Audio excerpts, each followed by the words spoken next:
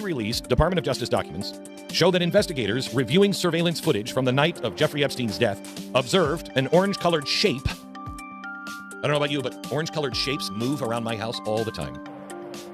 An orange-colored shape was moving up the staircase towards the isolated, locked tier where Jeffrey Epstein's cell was located at approximately 10:39 p.m. on August 9th. News for the mother of Today Show anchor Savannah Guthrie, who was first reported missing last weekend. So yesterday, we just saw a moment ago, Savannah, her brother, and her sister released that emotional video asking for Nancy Guthrie's safe return. The video plea also addressed reports of ransom notes in this case. 3 different media outlets say they've gotten ransom notes asking for millions of dollars in Bitcoin. Investigators, though, have not confirmed whether those notes are legitimate. Emails in the files suggest that Bill Gates had additional affairs and that he tried to get medication to treat a sexually transmitted infection and that he was going to give you the medicine without you knowing. Look at those young girls and say, my God, how did that happen to those girls, right? And so for me, it's just sadness for, I left my marriage. I had to leave my marriage. I wanted to leave my marriage. I had to leave I felt I needed to eventually leave the foundation. So it's just sad.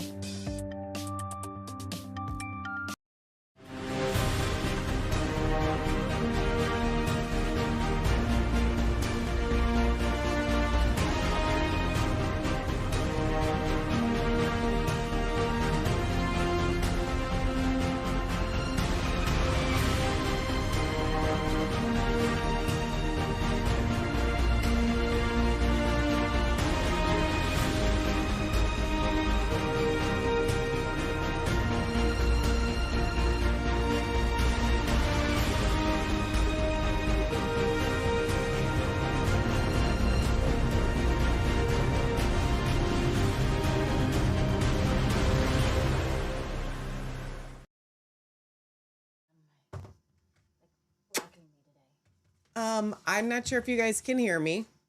I'm frozen. Isn't that great? I'm frozen. Welcome back to Resistance Chicks. I'm one of your hosts, Michelle. We're going to see what happens. We're going to give it a second.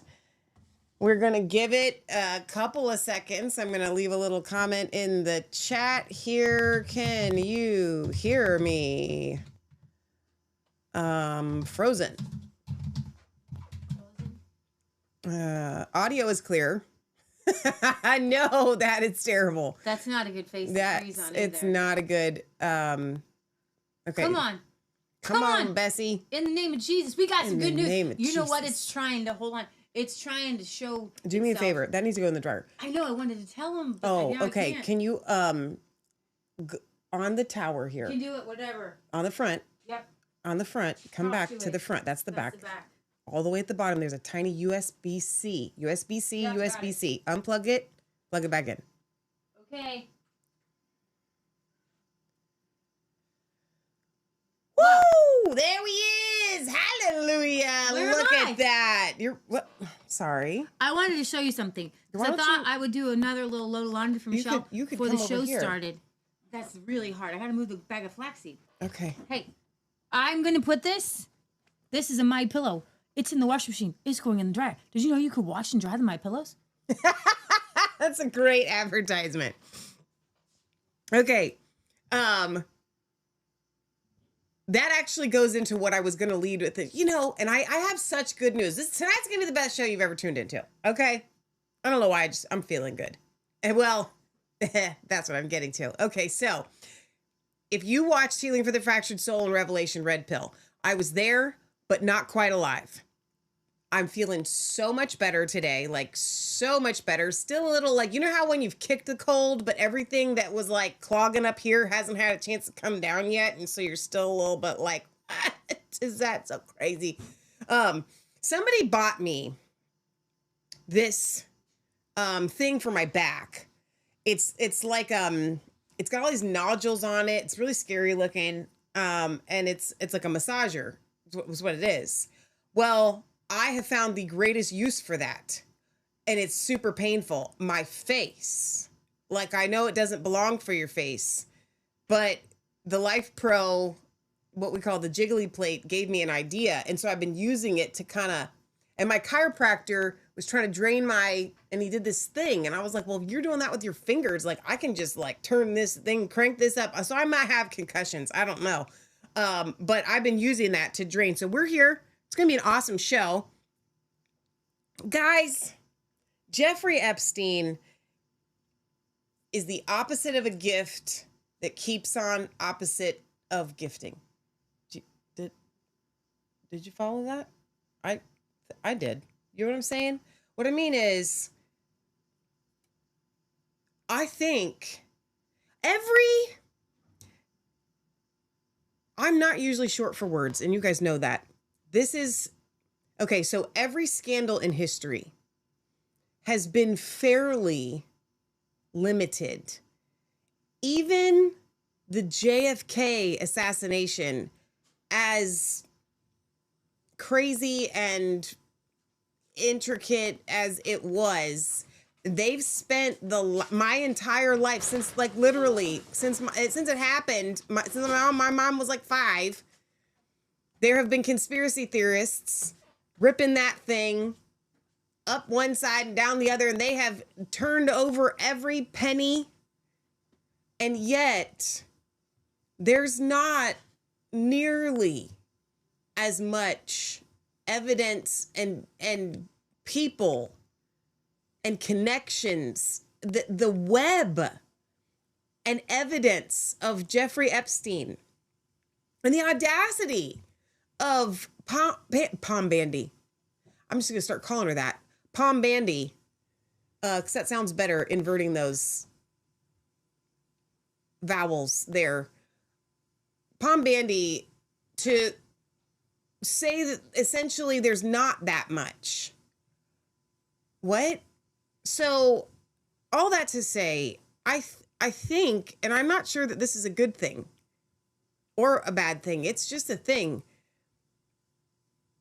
For the rest of our lives and our children's lives and our children's children's lives, I don't even have any children's, but we're going with it. They're going to be uncovering Jeffrey Epstein. Yuck. Like, for always. Ever. I don't know. It's that deep. So tonight we're going to play Glenn Beck and his take on, there has been, and you heard him say it in the intro that I played here, an orange figure. You know, we watched that footage. We saw the orange figure, but now they have to admit to the orange figure that because what's going on with that hat? It's how is this supposed to be worn? They're gonna push it down like that? Yeah, there you go. Why not? Run with it. Nope, that's good. Yeah. I don't know. It's a small-headed hat. It is. But so welcome back to the most professional show on the internet. Full stop, bar none. Jules says, Epstein is the gift that keeps on vomiting. I would say poop, but poop is at least useful. That's so true. Thank you, Jewel. All right, so we've got that. Now, speaking of vomiting, I wanted to vomit watching Melinda Gates. Oh yeah, she'll send you. So she's good. Into the toilet. She's a good liar. I had to get a divorce. I wanted a divorce. And what happened to those girls? Like, how could they even? And it's just so sad. It's so sad. Like everything that it's so like, I don't know, robotic. I don't know. Then she proceeds to tweet out that everyone has to vaccinate their kids. Right, sure. Like she's still obsessed. She doesn't understand. Like you need to leave. No. So please, just because you divorce Satan, it still makes you the ex-wife of Satan. You know what I'm saying? Like you don't get to like Satan's vaccines. Now, I want to get so. But there is something else very interesting about the Epstein thing, and it has to do with the noose. What do you mean? The news? There's new information. Right. So we're going to get into all of that. But, so when since I have been laid up, I will unashamedly tell you that I have been on a Hallmark mystery movie binge. Okay? Because they're so chick flick great. I love them so much. And I shouldn't, because I feel like I'm actually doing something. It's not a chick flick. You know, I don't want to just watch romance. Forget romance. They could get rid of that whole part. I don't care. I want to solve a mystery. Like, give me a mystery to solve. Okay. And I'm getting really good at it now. This Savannah Guthrie thing, which I'm like sad for her, like, mom, if it is what it looks like. But here's the thing. I watch these movies. It's never what it looks like. Okay. Like, it is never what you think. So we got this video, and please forgive me for making light of this, because I definitely want Nancy Guthrie to be recovered alive and found. Nancy. Her name is Nancy. Nancy is her, yeah. Savannah's mother's name is Nancy. Learn the characters. Got to get good at this. Okay. However, Did you start by telling people what you're talking about? So Savannah Guthrie is a news anchor for ABC. The Today Show. The Today Show. Or is that CBS? It's Today. I think it's, I don't know. It's just. No, it's the Today Show. Yeah. Forgive me if I'm getting this, the three-letter. This is going to be a great show. News station wrong. So anyway, her mother has been purportedly kidnapped. I know. And there has been a ransom note that has been issued to 3 news stations asking for Bitcoin. Her siblings have put out a video, a very heartfelt video. We're going to play it here. We played a little bit of the intro there. And I am so sorry that these Hallmark mystery movies have jaded me, because I now know it could be any one of you kids. It could be any one of you. Every character is a suspect. Savannah herself is a suspect. Okay? Nobody is above suspicion. All right? Don't mess with the girl that's had a cold for 4 days binge watching Hallmark mystery movies. You are all. Is that neck you're on? No, actually. Probably not. No, yes it is. But you got unplugged, so make sure everything's like plugged in right and everything. You're all on the list of suspects. That's all I got to say about this. So we're going to get into that murder mystery. It's NBC. But I was wrong both. I suggested. Thank you. Nice Jewel. try. Jeez. Chris says she also said a quiet thing out loud when she said that eventually she would have to leave the foundation. Why and why not immediately? That's the Melinda Gates story. Make sure it's plugged in all back here all the way to the yellow. So was it not? So I am rip roaring and ready to go, even though I am recovered, I believe. I think we've kicked the cold to the curb. It's just, there's some weirdness when you're coming out of these things. So I don't know what to expect here tonight, for tonight's show. Jewel says the only pillows that you can wash. Oh, and that's what I was getting to. I was going to get to that part. Okay. Try and turn your computer off and turn it back on again. That should probably, should do it. All my tabs. Well, I guess I could open them and then you can pull them up the way that I do. The My Pillow pillow is being washed because I came out on the other side of this thing and I did what you do when you come out on the other side. You wash all the things. So even my pillow, my pillow is going in the washing machine and we're drying it and there you go. So you still can't get the internet, huh? How about we do this? It's fine. Don't worry about it. I'll figure this out. Well, I'm just thinking we could just go with them over here. I got all your tabs. I got all your stories. I also have all of Sunday's show. Do you know why? Because I have sent you 500. It's not just the murder mysteries I've been binge watching. I've sent you 500 reels. So I think we should just plan on Sunday's show being what we're going to call Michelle's Real Deal. I got these ducks swimming up this little pond thing. Did you watch my I'm video losing my mind I made? over this. Did you watch the video I made today? No, I didn't. I made a video. I did. Well, you didn't tell me that you did. I did. I figured you'd find it. That's okay. Hang on. Wait. Repeat what you just said. You always do. You said I did. That was a lie. You just lied on air. No, I mean, say it again. that's not what I meant. Yeah. Well, it's what you said. I mean, I did make it. Right. I did. You said, I wasn't saying I did tell you. I was saying I did make it. Right. But you always find them because you just do. Right. I haven't even uploaded the polar bear one. Okay. Well, it was a thank you for you helping me out. So now you're back. See, that happened to me the other day with you. Remember, I was trying to do a nice sister poem. I know. On the show, and you couldn't get serious. I know. Let's get serious. No, because I've been outside all day in the cold since like 7 today. I came home and ravagely ate this bean thing that's been sitting in a crock pot.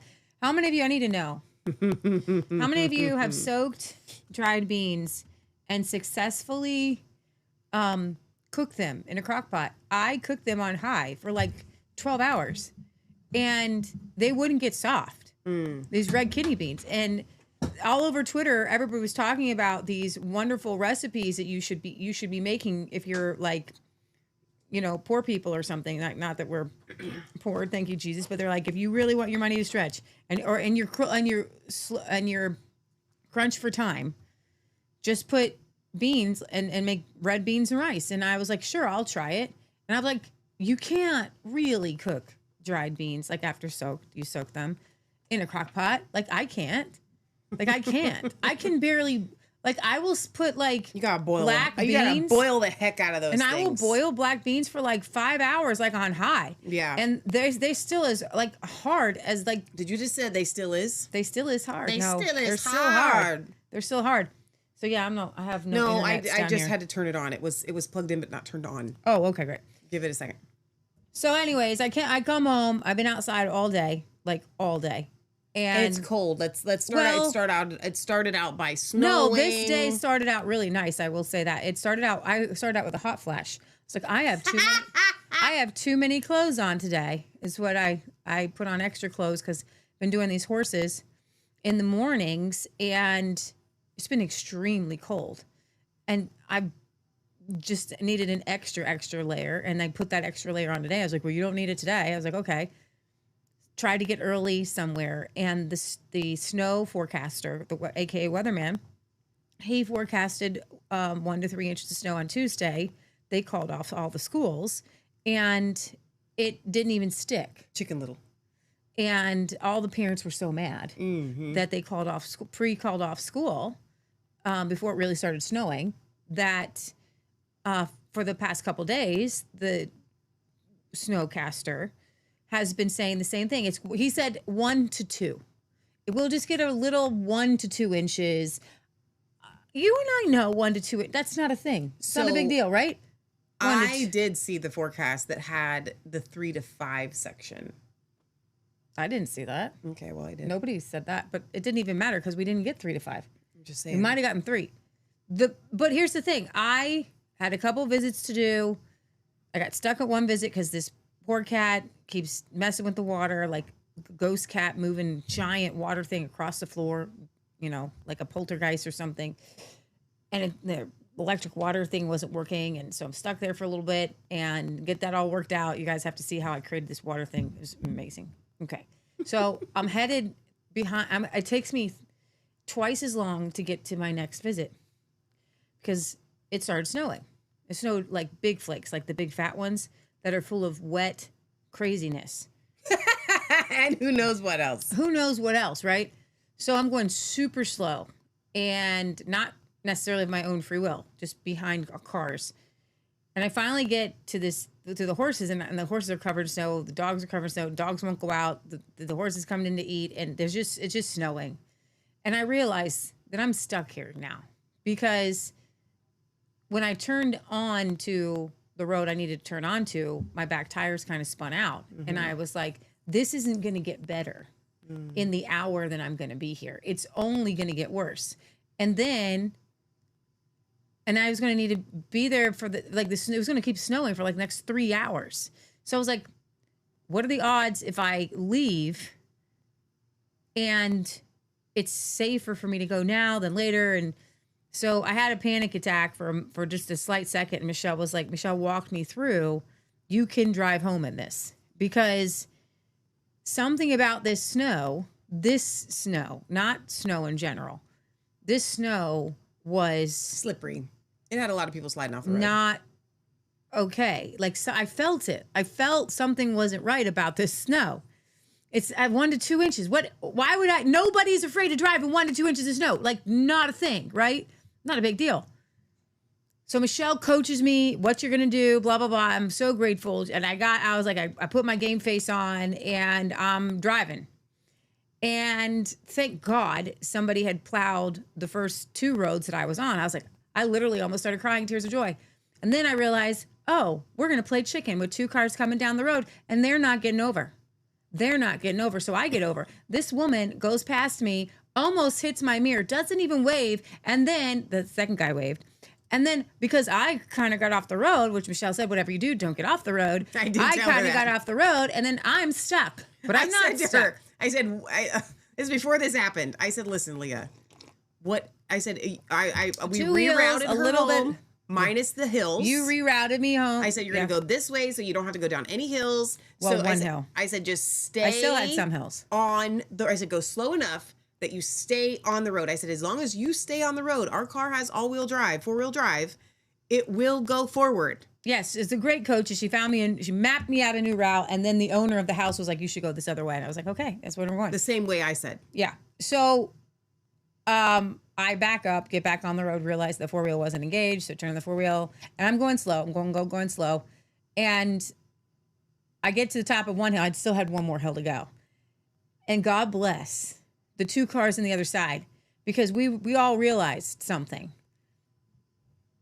This is a one-way road right now, and we're going down this hill. Only one of us is going down, and only one of us is coming up at a time. And so she waited. I don't know how long it took me, but I'm going down and up, and she waited, and she went going.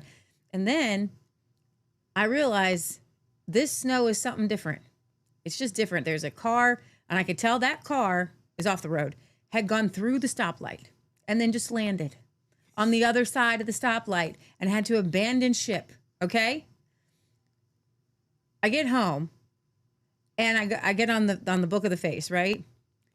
And it was comment after comment after comment. 131 is closed down. 28 is closed down. Yeah, I ran 2 stop signs. I ran a stoplight. I ran a this. I ran a that. I don't know there's no conspiracy theory here. It's just craziness. It was like drowning in 6 inches of water. This is what happened in Cincinnati in just like 4 or 5 hours. We had parents who were just desperately fearful for their children's life. I sent my child to school and they're not ever coming home again. You know, it was like, the afternoon kindergarten kids were like, we're just keeping them. We'll give them some peanut butter and jelly. Don't worry, parents. We're going to wait for the roads to clear because we hear y'all. We hear y'all. We know y'all are crashing out there like you're doing roller derby out there. Okay, it was legit. I got home and I literally sat in the car for like 30 minutes, and as the snow just kept coming down, I was like, I'm home. No. You called me. Yeah, to tell you I'm home. And you said, and I almost in tears, I'm in the driveway, and this is what I said to you. I said, then why are you sad? Because I wasn't sad. I was so happy. I was so happy. And listen, I'm in Ohio. I've driven in snow. I'm in the driveway. I've driven up hills with snow. I have climbed to the top of the hills. I engaged. You've hiked Mount Everest. No, with the car. Like, we drive in snow. It's what we do here in Ohio. But this today, I don't know what it was. I don't know what it was. But I'm glad to be home. So then we shoveled, and then I was gonna have to. I got a client with who lives in a maze of crazy little hills, and she first told me, "Ain't nobody getting in and out, so just forget going for the cats." And then I had this brilliant idea that I'd park way far away and hike in, because that's what other people do. All these older people, it's like a retirement community for the what do you call that? The Arbor Foundation, the tree huggers. Oh, yeah, the hikers and stuff. Yeah. The Sierra Club. Well, because it's in the listen, we don't have mountains. It's in the woods. It's like the Sierra Club for retired people. I don't know what the Sierra Club is. It's a hiking club. It's a nature outdoors deal. Okay.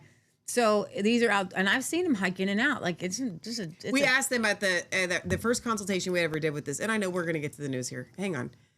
It's news for me. We just vent on this show. You come for it, and right. I love you for it. So we go to this. I think I'm still shaking. Consultation, a year or two ago? Mm-hmm. Trump was still running for office, so they were really pretty. And love them. They're great people. And we were able to kind of help calm them down a little bit. So scared of Trump. They're Christians who wanted to vote for Kamala. Right. So we meet them, but we asked them. Well, this was summer. What do you guys? what do you do in the winter Yeah. when it snows? Like, how do you get in and out of here? And they were like, it's not really a problem because pretty much everybody here is retired. So I said, so that means you just don't leave in the snow. And they're like, yeah, we just don't So go I anywhere. think they had somebody come to pave the actual roads, and then while I was there, they had little bobcats running around. Plowed it. If they pave it, They plowed it. please let me say paved. Leah. I've been saying it all day. But I can't you came stop. down here and you said plowed correctly. I can't stop it. I All can't right, stop it. Okay, so- so today, Yep. that was what I did today. Now we got tips on the beans. Would you like to hear them? I do. Okay. I do. Give them to me. over Give on them to me. Facebook, Cindy says some beans are really hard to cook. Use a pressure cooker. We've done that. Well, Does yeah, I work will. well. I will. But this was all these people saying the comment was this, and this is news. This was something I saw on Twitter this year. It was an argument. For poor people. Yeah, that like Just cook you some dried beans and no, rice well, here was the argument. in the crock pot. Here was the argument in favor of low income people who work a lot. Okay. That it's really hard to come home after working maybe 12-hour shifts, especially maybe you work a hard job.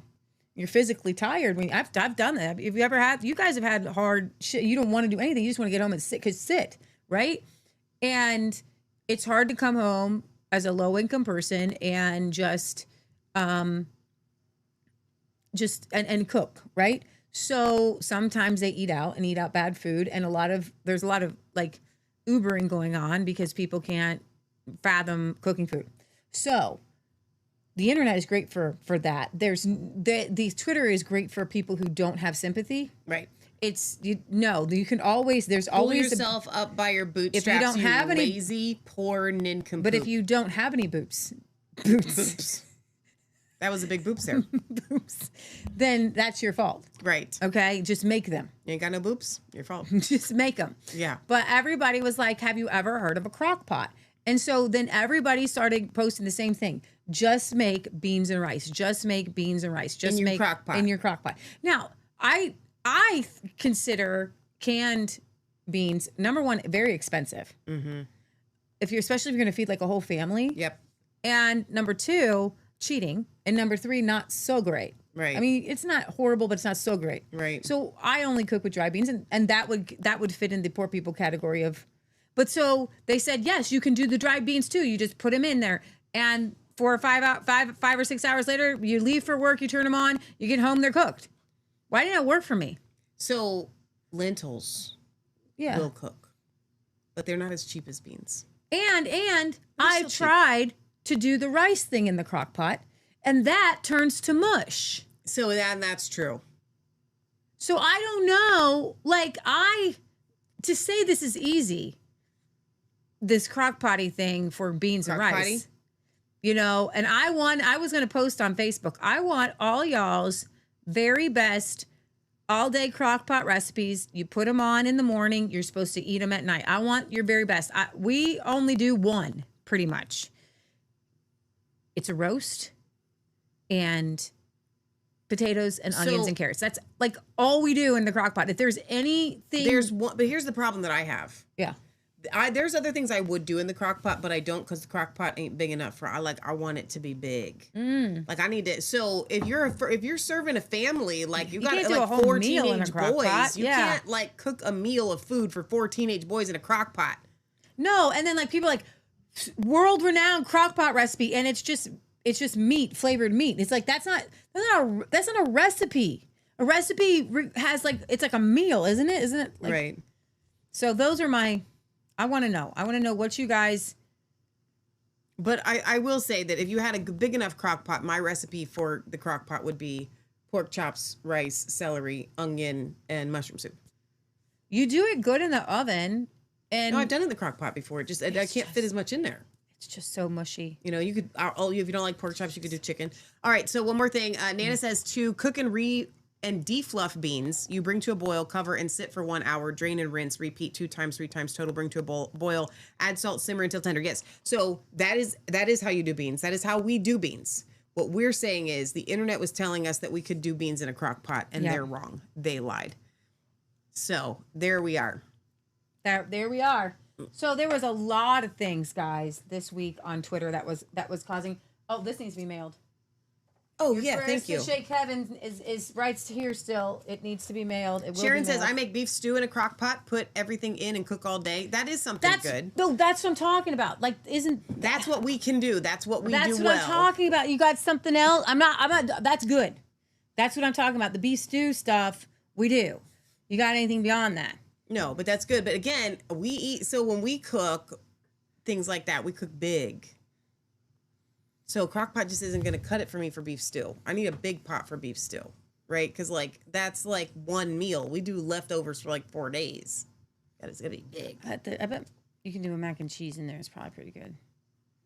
I would think, but you still gotta cook it. I'm going to hit a couple stories that you may not have just, I'm just going to tell y'all people. This is hilarious to me. So Billie Eilish is apparently some singer. I say that way because I barely know what she looks like. Okay. You don't have this story up? No. You don't know about it? No. What? She's just gross. So what's the she says that no one is living legally on stolen land. Oh yeah, I've heard her say that. Mm-hmm. Right. So then the native tribes, there's a specific tribe, forgive me for not knowing right offhand, that has come to say that her very specific property is native land. And so where does that leave her? And so there's some memes going around of AI, of her, Chief Riverwind actually shared it out. He thought it was funny. Mm-hmm. Her deeding her property over to a Native American chief. Oh, really? No, it's a meme. Oh, Listen a meme. to my words. Okay. I said there's memes. Yeah. People are making fun because where does that leave her now?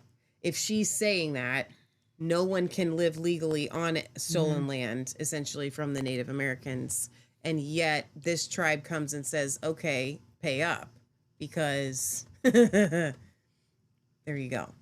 Well, has she done it yet? Leah, this just happened. I haven't seen her response. If there's a response, I didn't see it. Okay, so does anybody know who Bad Bunny is? So we covered this. He's apparently a very famous singer that is Hispanic. Okay. He's pretty we covered perverted, this on I guess. our show. Actually. So why when they slated him, we covered it on our show. I do not remember this. I'm kind of rhetorical. Okay. Brandy says on low in a crock pot ready in an 8-hour shift. I do pintos and white kidney beans this way. Well, we did. Pinto beans. I soak them. I soak them for like 16 hours. I rinse them. I put it in there for on high for like 10 hours. Hard as a rock. There's something wrong with your beans. No, they finally cooked. They did. They did. They were everything like extra dry. I ate them tonight. 3 days later. What'd they taste like? Burnt. Oh. A little bit burnt. That's sad. Yeah. Oh, I'm sorry, I got more comments here. So Bottle Crockett Bev. Oh, hey Bev.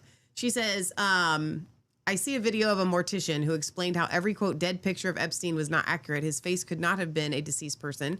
She says, stew meat, water, onions, garlic, green beans, carrots, corn, 2 bay leaves, chicky soup, water, chicken, celery, onions, carrots, garlic.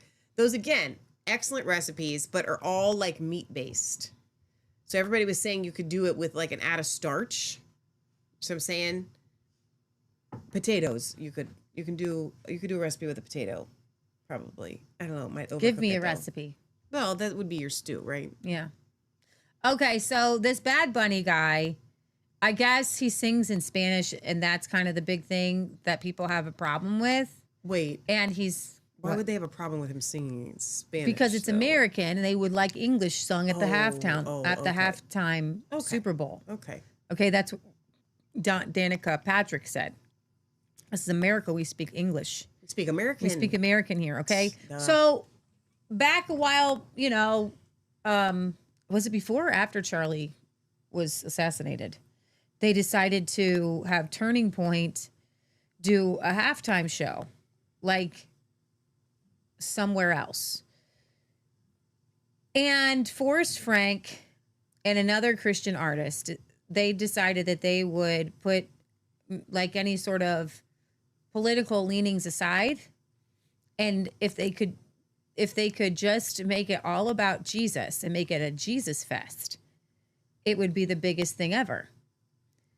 They were on the phone. Now, let me see if I actually tweeted this one out. I might have, because I think I forgot to bring out the ones I tweeted out. They got on the phone with Turning Point people, and they said, no, that's not where we're going. We don't want to make it about Jesus. And when I heard that, I got so righteously indignant that all of my thoughts about Turning Point are turning out to be right. I believe that Charlie would have gotten behind a Jesus Fest. And instead, Michelle, what do we have? Okay, so a couple of things. Oh my gosh, it is airing. Oh my gosh, you cannot. They're going to air this on TBN. Oh, well, okay. So Kid Rock, did I say this already on the show, or maybe I just said it Who to the heck Leah? is Gabby Barrett? Kid Rock is the unfortunate poster child Headliner for mega music. It's like the only person that we have. Okay. Because of the Epstein files.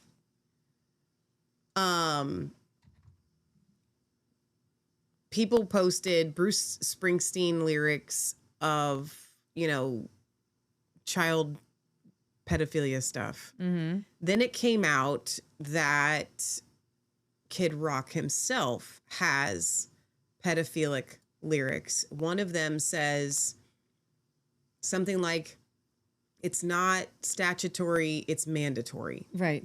Okay. To my knowledge, he has not rescinded those lyrics. He's not come out to, and this is what I told Leah. I said, even if you said, I take back that song, I never should have done it or whatever. I like them underage. See, some say it's statutory, but I say it's mandatory. Right.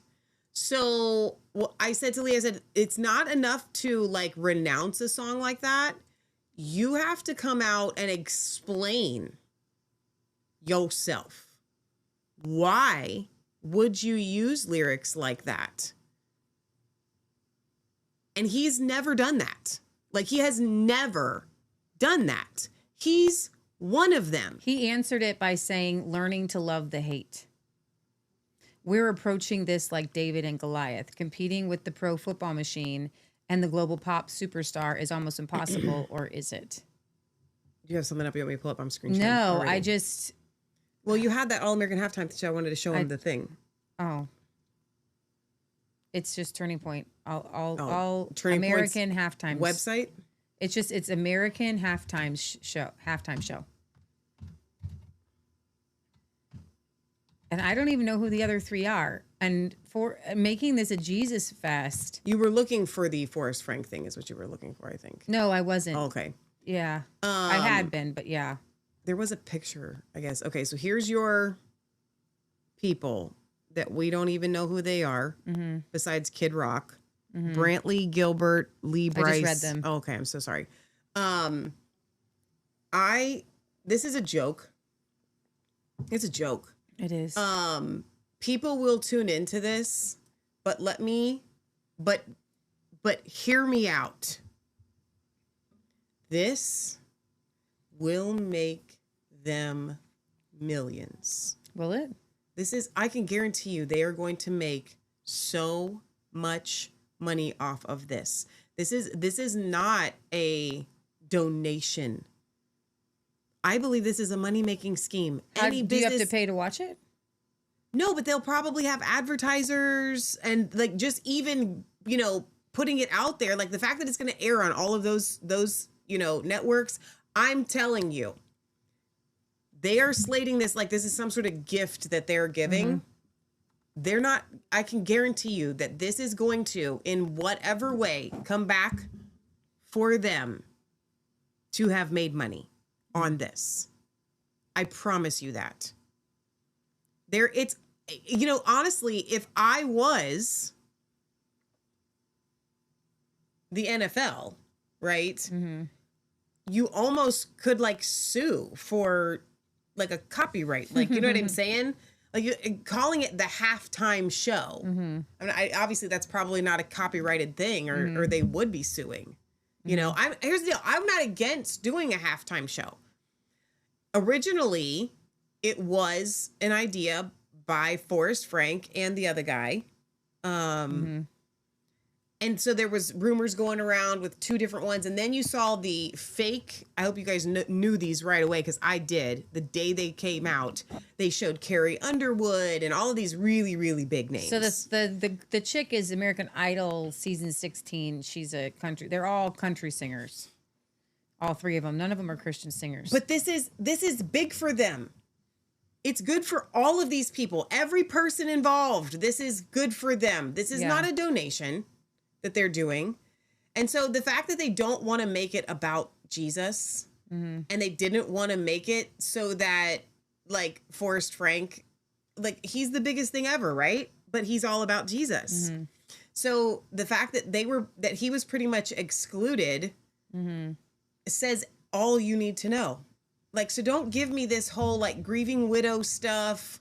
I'm telling you, this woman and these people are the lowest of low. And I think that they had planned to trap Charlie from day one. They wanted to harness him. They saw something that he had that was going to take off, the whatever you want to call the it factor. I call it innocence in the power of God, and they had to stop it. And so I think it was planned from the beginning. None of these people ever had a heart for Jesus. So I'm going to post this from Corey Asbury. That's the other one that would have Corey been Asbury. Yeah. And let him explain to you how they tried to make it about Jesus. And, you know, I saw some comments where like people would have just tuned out if it was about Jesus. And I said, no. Did you see that Charlie Kirk's funeral wasn't a secular funeral? It was a Christian funeral with 3 Christian pop artists, and almost 300,000 people came.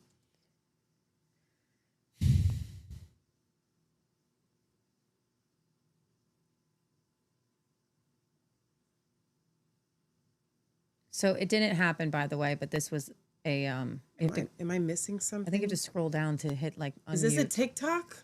Yeah, there's We unmute can't play right TikToks. there. Right there. Okay. Messages and comments. I love it, but I'm here to provide some clarity on this thing. So about a month ago, Forrest and I soft launched this idea of an alternative halftime show. People loved it. It took off. It went viral quickly. Seemed like there was a desire for something like this. And in the midst of that, Turning Point USA announced their own alternative halftime show. No venue, no artist, but they said, hey, we're doing this. So in the spirit of unity, Forrest and I jumped on a call with their team to talk it through. Productive, amicable discussion. But at the end of the day, the two visions are just incompatible. We want this to be a Jesus moment. We want this to be a time where culture is doing one thing and we're doing another. We're glorifying the name of Jesus. We're showing his preeminence. We're worshiping. We're praying. I almost see it like an evangelistic Billy Graham crusade kind of thing, where there's a call to the altar. There's a call to give lives to Jesus, and there's just mass salvation taking place across this nation. How beautiful would that be? So now it's time to find a venue, find donors and sponsors, because this is going to cost legitimately millions of dollars. Forrest and I are not taking a dime from this. This is not a get-rich-quick scheme. This is simply, let's offer something to the nation and to the Lord. So we've got our work cut out for us. If y'all know people, let us know, connect us, send me a DM, send me a message, and let's see what God does. Announcement coming soon. Love you guys. Peace. All right, All right, y'all. I've been getting absolutely blown. This. That was November. And to my knowledge, they are not doing an event. No, they're not. And that's really sad. That Turning Point USA did not want to make it about Jesus, but rather wanted to make it a secular event. So Corey Asbury is the one who does Reckless Love. Let me explain to you something. In case you wanted to know. Let me explain. the opposite of the world is not a soft version of the world. Yeah, The opposite of pornography is not soft porn. exactly. So what TPUSA is saying, well, we realize that people don't want like hardcore porn, so we're just going to give them soft porn. So we're just gonna put a bunch of women out there in bikinis. right. That's exactly what it is. Exactly what it is. Because they still want the yuck. Yeah. So we have to give them some yuck because they would never come just for pure Jesus. We're literally talking about a guy who said, I like them underage. It's not statutory, it's mandatory. And that goes along with, so there's Kid Rock and then what's his name? I don't know these names. No. I don't have them memorized. The other guy, Shemaine's husband? yes, Ted Nugent. Okay. Ted Nugent.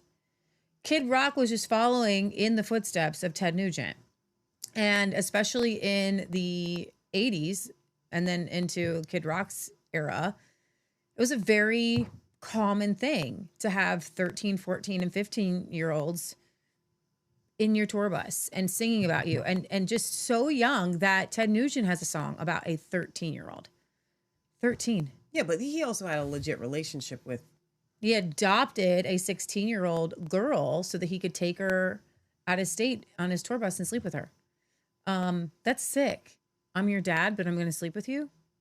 Like, and her mom let him do it. Like, it's so weird. Signed over parental rights so he could take her out of state. These people are sick. And this goes to the next story of this week. As if MAGA could not tie itself to any more demonic Satan things. This Nicki Minaj, and I need to make a post Did you on Facebook Okay.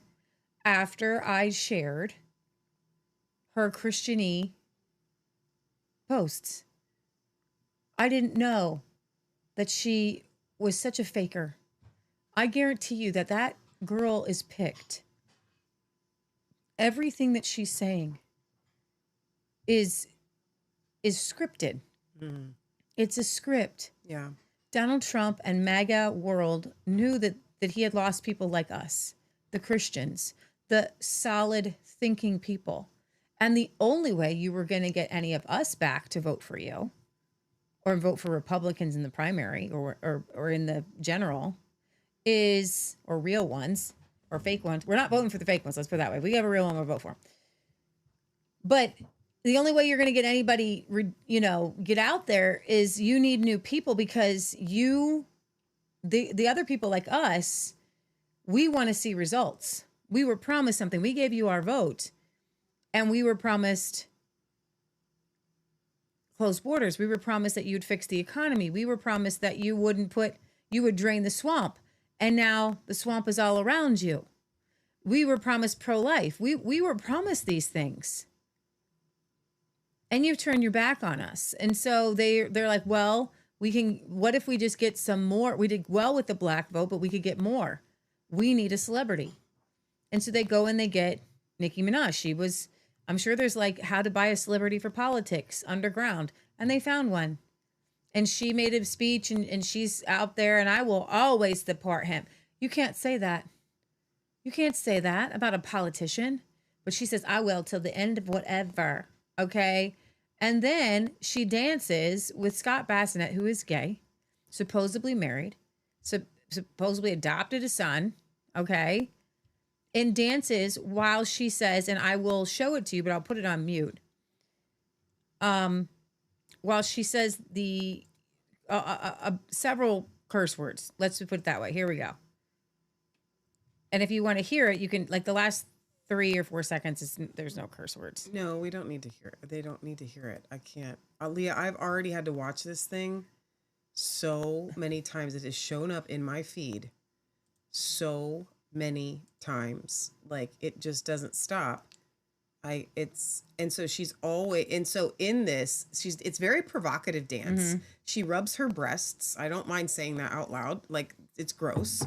And TrumpAccounts.gov. So did you read my post about it? No, I didn't. Okay. So she uses the F-bomb and it's gross. So, but at the very end, I'm going to show you this. The Trump accounts jumpstart the American dream. I'm going to take you to Facebook. So gross. And I'm going to read to you what I said about this the other day. Because this was the thing that I don't know why. Sometimes God lays something before my feet instead of Leah's first, which is interesting when that happens. There's Leah's video from earlier. Okay, there's a lot going on over on Resistance Chicks Facebook. Didn't think it'd take this long. Okay, so I said, okay, hear me out. Nicki Minaj, I'm all about celebrities coming to Jesus and using their voices to glorify God. However, when they are platformed as someone to listen to by other well-known Christians, it sends a message that their life is a good standard to follow. What if that person is still being sanctified and, quote, out of the same mouth flow blessings and cursings? These things ought not be. Please go and read the rest of James chapter 3. There's no caveat for if the person is a new Christian to go ahead and, quote, allow out of the same mouth blessings and cursings. He literally just says these things shouldn't be. And then I said the other day, Trump called Nicki up on stage very briefly, where she proceeded to tell everybody that she was his #1 fan and that wasn't going to change and that she was going to continue to support him and that God was going to protect him, saying, amen, like a regular decades-old Christian. She has been using her voice to speak out about her newfound Christianity, which I normally would think is great. However, she has been palling around with Scott Bessent. That's how you say his name. It's unfortunate. It's the descent into the Bessent, the U.S. Treasury Secretary who is openly gay. And the same day that she says God needs to protect Trump, the two of them did a short video. Apparently, some trend on TikTok. It's like the bee's knees or bee's something or other. The camera spins around Minaj, as you saw, and Bessent, where Nicki raps over a song with complete vulgarity. It's so bad I can't even share the actual video. The video has showed up in my feed countless times and unfortunately often autoplays and quickly jumps to her vulgar words. The worst irony, and this is what I wanted to get to, of all of this, is at the end of the video, it's promoting the Trump accounts, a literal government website. The video is promoting accounts for children, and it is unclear at the end whether the official Trump accounts website actually produced this video. This girl supposedly calls out satanic pedophile rings and at the same time uses vulgarity to promote savings accounts by the government for little children. Please be wise as serpents and harmless as doves. Don't buy into the garbage that these people actually care about children and their purity because they do not. Thank you for coming to my TED Talk. Did you know that she's married to a sex offender and her brother is currently in jail for a sexual assault against his 11-year-old stepdaughter? No, I did not, but that does not surprise me. She's married to a registered sex offender for attempted rape of a 16-year-old girl. He served 4 years in prison for it. Now, that was in 1995, but he's still attempted rapist, and her brother is a sexual assaulter of babies. Like I consider 11-year-old, a child, and his stepdaughter. So this is what the devil does, and you have to be really, really careful, and you have to be really on your A game. Okay. This whole world of, but you're going to get, she's getting sanctified. This is a blatant in your face wolf. This is not a repentant person. Right. This is a person wearing Christian. And I'll just say Christians are persecuted like this. And then she'll touch herself and then she will curse and say swear words and all these things because she's not a Christian. Christian means repentant. This week, there was a huge kerfuffle on Twitter. If you weren't there, you might not know who Elijah Schaffer is. He's frequently on Alex Jones. He's a blonde-headed kid, young guy, and he has a very large kind of social media presence, and he runs in the same circles as the Candace Owens and the Paul Joseph Watson and all those people. Sure. Well, he has been posting really weird things lately, like his car was stolen, and he ended up in a hotel that flooded, and his wife left him with the kids, and maybe they're kidnapped, and it's just all this weird stuff. And it turns out that he was sleeping with this other famous Sarah Stock girl on Twitter in the same circle of conservatives who had recently gotten married as a Catholic to a man and made a huge big show of saving herself for marriage, which her husband that she's married to now, they waited while she is sleeping with Elijah. Elijah Schaefer makes a big show of his super homemaking wife and 2 kids. Look at my great wife. She's making bread. She's doing all these things. She's a great homemaker. Meanwhile, he's going around sleeping with all these people. So then Milo posts a couple days ago and says, Elijah, you need to make things right or it's coming out. And then Elijah posted, so what if I have my blankety blank, it works. And I will just come out with this trash on me before anybody else can. So then a video leaks of him in a very profanity-laced tirade or audio against his wife, who is like, for all intents and purposes, just this stay-at-home Christian mom. And there's so much, you guys might call it gossip. It's not gossip if we're telling you and bringing you stories that are happening right in front of us, in front of our world, with all of the people that we have in our circle of people. Now, Michelle and I were in the Clay Clark Reawaken circle. We weren't in the MAGA circle with the Megyn Kellys and the Jack Posobics. Like, that was the Turning Point circle, wasn't our circle. The Reawaken tour stuff was, those people were our circle. And the Reawaken people, by and large, seem to be even if it's means much better than these other Turning Point people who have been turning out to be absolutely vile. And there was a video that came out this week where these 2 circles collided, and it was brought out by J.P. Spears. And it was a parody or a sketch, you should say, on people wondering about Erica. And there was such a dividing line between the reactions. The reactions on one side were, he's just asking questions in a satirical way that any normal person would. And I'm going to play for you Savannah Guthrie, who the ABC host, whose mom, NBC host, whose mom is kidnapped right now. This woman is beside herself. She's a wreck, okay? Her mom could still be alive, but she is an emotional wreck. So are her siblings. You can see it. She has shown more emotion, like normal emotions, over her mother, who is very elderly, by the way, 80-something.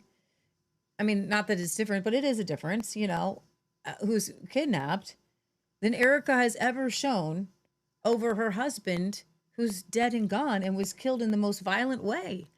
This is the question that we are asking people. Like, what is happening here? And so the Bible tells us, and I keep coming back to this scripture, they are without feeling. They are without feeling. She doesn't have feelings. You want to talk about being a robot? I don't mean a physical one, okay? But metaphorically, Erica Kirk is turning out to be a demonic robot. It's very strange to watch. So I think I want to talk about Savannah Guthrie first, because number one, it's a very interesting and bizarre story. It's what I want to call political true crime. Yeah. Right.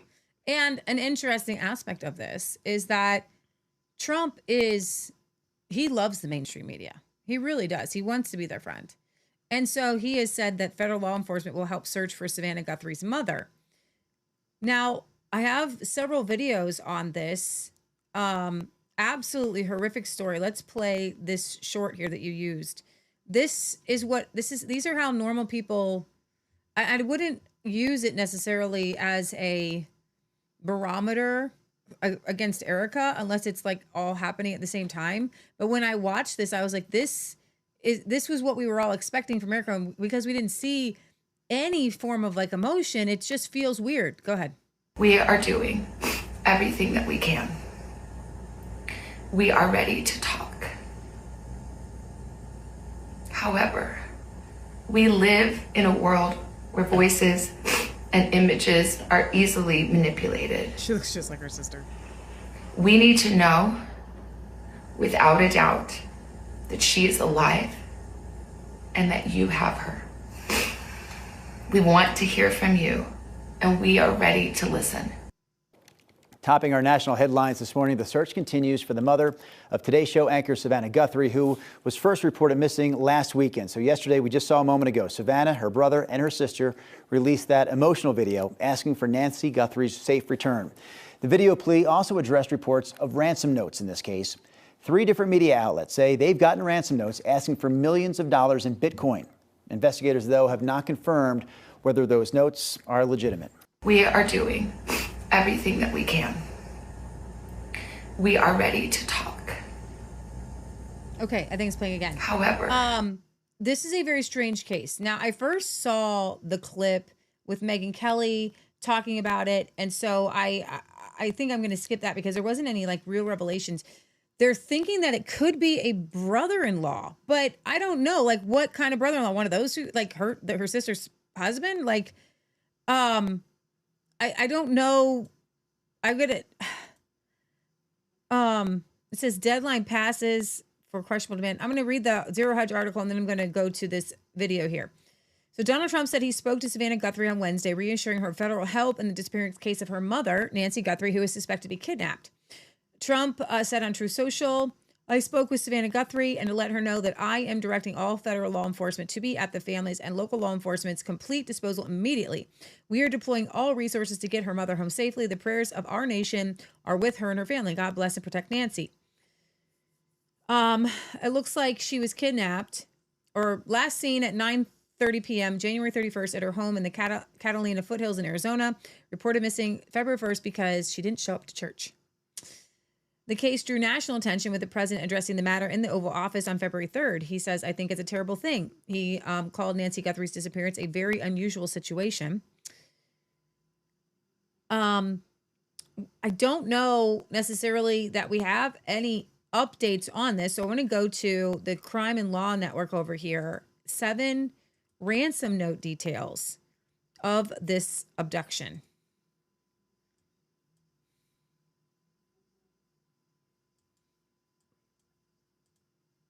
A video that was posted to Instagram overnight, where the search for Nancy seems to be centered as the FBI is offering thousands of dollars now as a reward. We're on the case presented by Law and Crime. I'm Chris Stewart.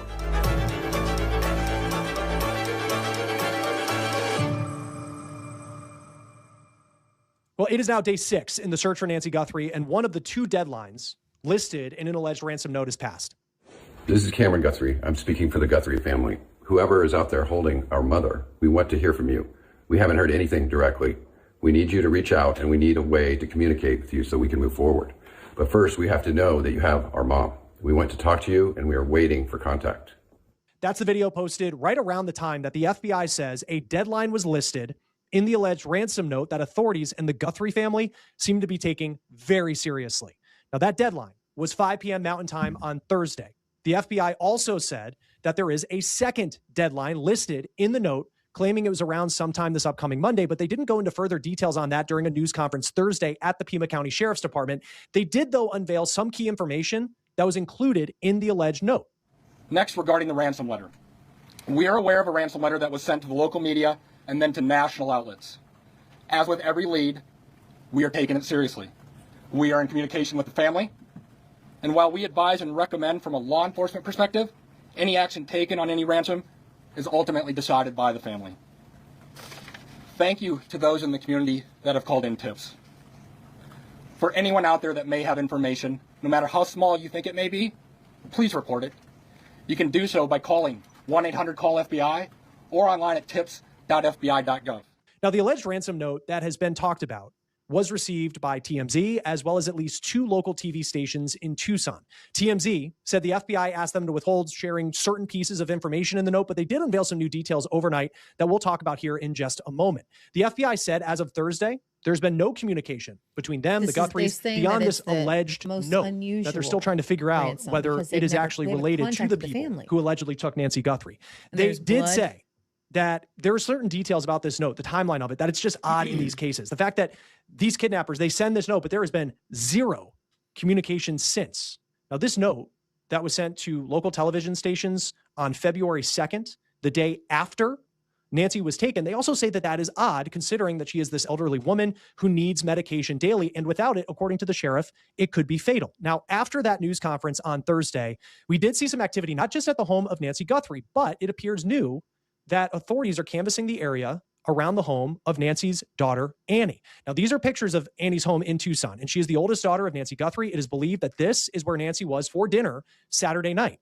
Media outlets say that they saw members of law enforcement canvassing the neighborhood around Annie's home on Thursday night. They were reportedly asking her neighbors for home surveillance video. They did the same earlier in the week in Nancy's neighborhood. Now, it's important to note that it's unclear if this is law enforcement retracing their steps, just getting a fresh look at Annie's neighborhood, since this is where it is believed that Nancy was before heading home, where she was allegedly kidnapped, or is this because of new information that has come in? We do know that the federal government is now offering a lot more resources over the last 24, 48 hours in helping the local sheriff's office there in Pima County. So is this a situation where just these new resources are getting acclimated with the area? They wouldn't go into more details about that, but you're certainly seeing more activity around the house where Nancy Guthrie is believed to have had dinner before heading home, where she was allegedly kidnapped later that night in the early hours of Sunday morning. Now, there have been reports as well that a vehicle belonging to Annie Guthrie's family was taken by law enforcement. On Thursday, the Pima County Sheriff brought that up and passed it off more as standard procedure of looking at the evidence in this case. Potentially that is the vehicle that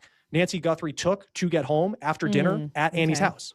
The car, the car that was at the home, it's just standard investigative practices. It's part of the search warrant scene, court orders. We pull it out of there and do our scene processing with the vehicle. Now, we know from the sheriff that Nancy took an Uber to Annie's home around 5:30 Saturday night. She has dinner there with her family. She has games. It's a very typical evening. And then she is driven by family, according to the sheriff, back to her house where she lives alone, and she arrives home around 9:45 in the evening. Now, the sheriff was asked who was the person or people, the members of her family, who drove her back to her house. But the sheriff said he's just going to keep his answer at family at this point, not specifically saying who the person was who drove Nancy home. It's certainly interesting, but it also may be the sheriff just trying to protect the names of people, as he reiterated yesterday that they do not have a suspect or person of interest in this case. Can you confirm whether it was Annie or her son-in-law, Tim, also who took her home that night? I think the timeline that the sheriff provided was a family member, but just family. We're going to go with family.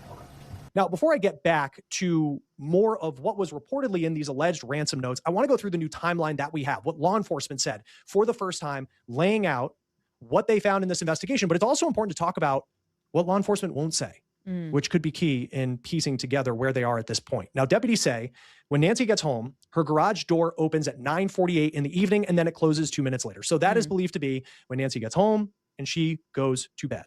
Things get very concerning a couple of hours later at 1:47 in the morning. That is when Nancy's doorbell camera disconnects. Now, you might remember this video from earlier in the week from News Nation showing the doorbell camera missing from its mount on Nancy's front door. The new information we have on that is the sheriff said that law enforcement does not have that device, that camera, in their possession. The sheriff also said the blood that was found on the front steps of the house was sent in for DNA, and it came back as Nancy's blood. They also say at this point they do not have evidence that is tested positive for someone else's DNA. They did say they're waiting for some results to come back. The doorbell camera is gone, but there is some kind of software in the home that picked up motion outside the house at 2:12 in the morning. The sheriff says that they were not able to get video of whatever that was outside the house. He admits it could be an animal, but it also could be very critical to this investigation. It could be the suspect who allegedly took Nancy Guthrie. You have 2:28. This is very key. Nancy's pacemaker disconnects from her iPhone. Now, law enforcement say they have Nancy's phone. And just from our research, it appears that a lot of pacemaker apps can disconnect when they're separated from the phone. It may not be a situation where someone goes into a phone and then physically turns off the app or something like that. Now, Nancy then does not show up for church the next day on Sunday, and that's where family gets concerned. They go to check on her just before noon. Then at 12:03, 911 is called. Nancy, a white female, 84 years of age, 5'2" medium build, powder blue. Names after 2200 hours as of yesterday. You need to know information that can help authorities find Nancy Guthrie and bring those who took her to justice. And anyone with information can call the FBI. 1-800-CALL-FBI is the number, or Colella down, and he is now facing 2 federal charges. And I mean, certainly you look at this and it's just, who is the type of person? And he's only accused of it at this point. He hasn't been found guilty, and certainly these are all allegations. But what is the type of person that would watch that emotional video of Savannah Guthrie and her siblings and then try and take advantage of them? It just blows your mind. Law enforcement does make it clear. We missed that. As maybe shrewd as allegedly he thought he was, it was no match for the FBI, apparently, because the phone numbers through open sources online for 2 family members who are very close to Nancy Guthrie, he allegedly sent them text messages as he was following the story on TV. And the message he allegedly sent, quote, "Did you get the Bitcoin? We're waiting on our end for the transaction." The FBI says he then called a member of Nancy's family shortly after sending the text, and that call lasted allegedly 9 seconds. Colella admitted to using an app that allows you to call someone from a different phone number than your own, for as maybe shrewd as allegedly he thought he was. It was no match for the FBI, apparently, because they blasted through that app pretty quickly. They found the app that he used was linked to an email, DerekColella@gmail.com. A SWAT team then reportedly took Colella down, and he is now facing 2 federal charges. And I mean, certainly you look at this and it's just, who is the type of person? And he's only accused of it at this point. He hasn't been found guilty, and certainly these are all allegations. But what is the type of person that would watch that emotional video of Savannah Guthrie and her siblings and then try and take advantage of them? It just blows your mind.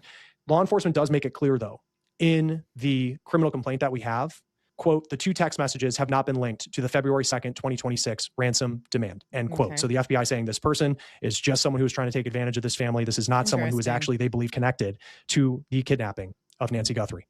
Joining us now to talk more about this case is retired police commander Mike King. Like we do the whole show on it.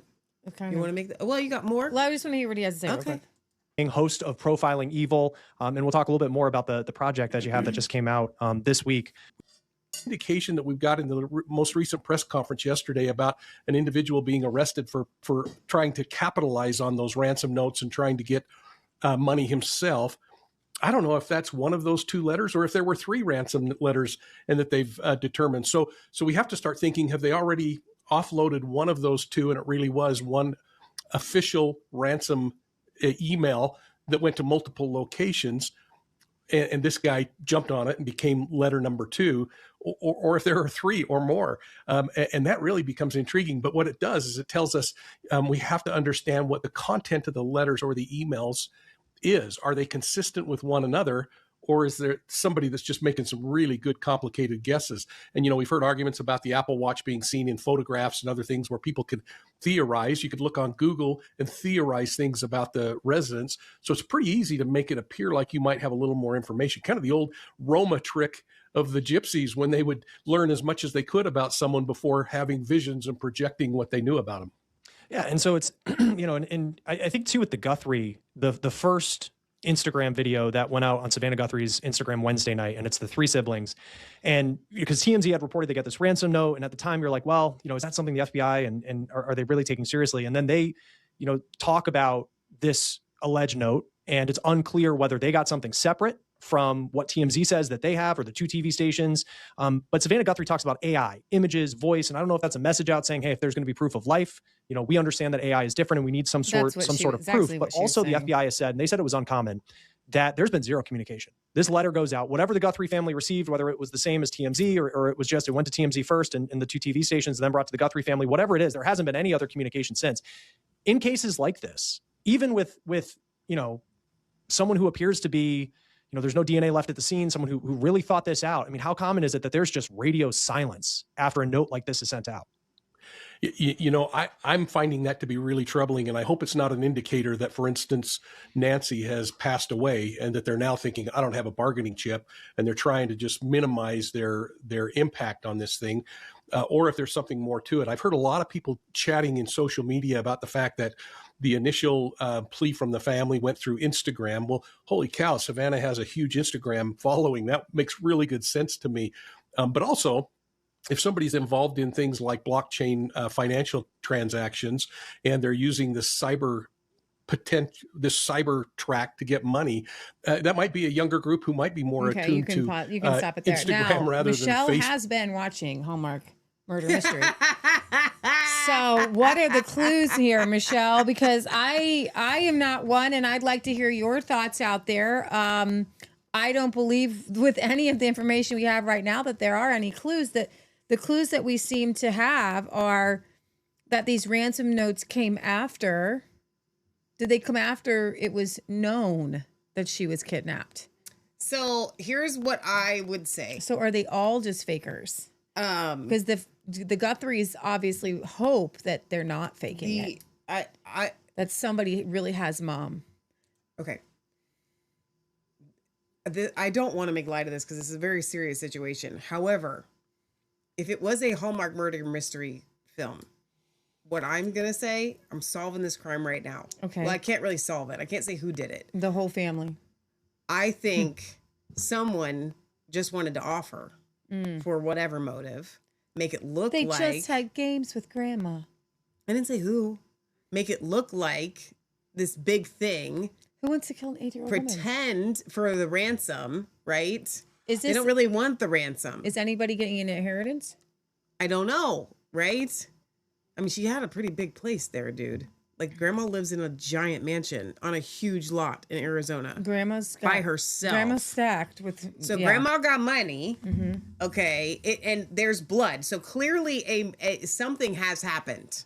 That we're not contesting. There's not a lot, honestly, of hope and that I would have with the blood. That She's on medications. The grandma who's taking heart medications. She's got a pacemaker that's disconnected from the cell phone. And that much blood dripping. I mean, that's dripping blood, which means it's like a bad something. So what I'm saying is... like hit over the head. I'm less inclined to think that this was a genuine kidnapping for ransom. Okay. As much as it's just a murder.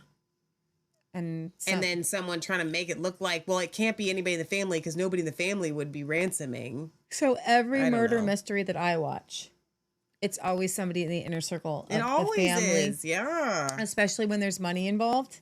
Here's the deal. And it's usually, sometimes it's the grandkid. Right. Exactly. And Kimberly says they're asking for Bitcoin. So what I'm saying is... those might be a red herring. Like somebody trying to capitalize on the kidnapping. Right.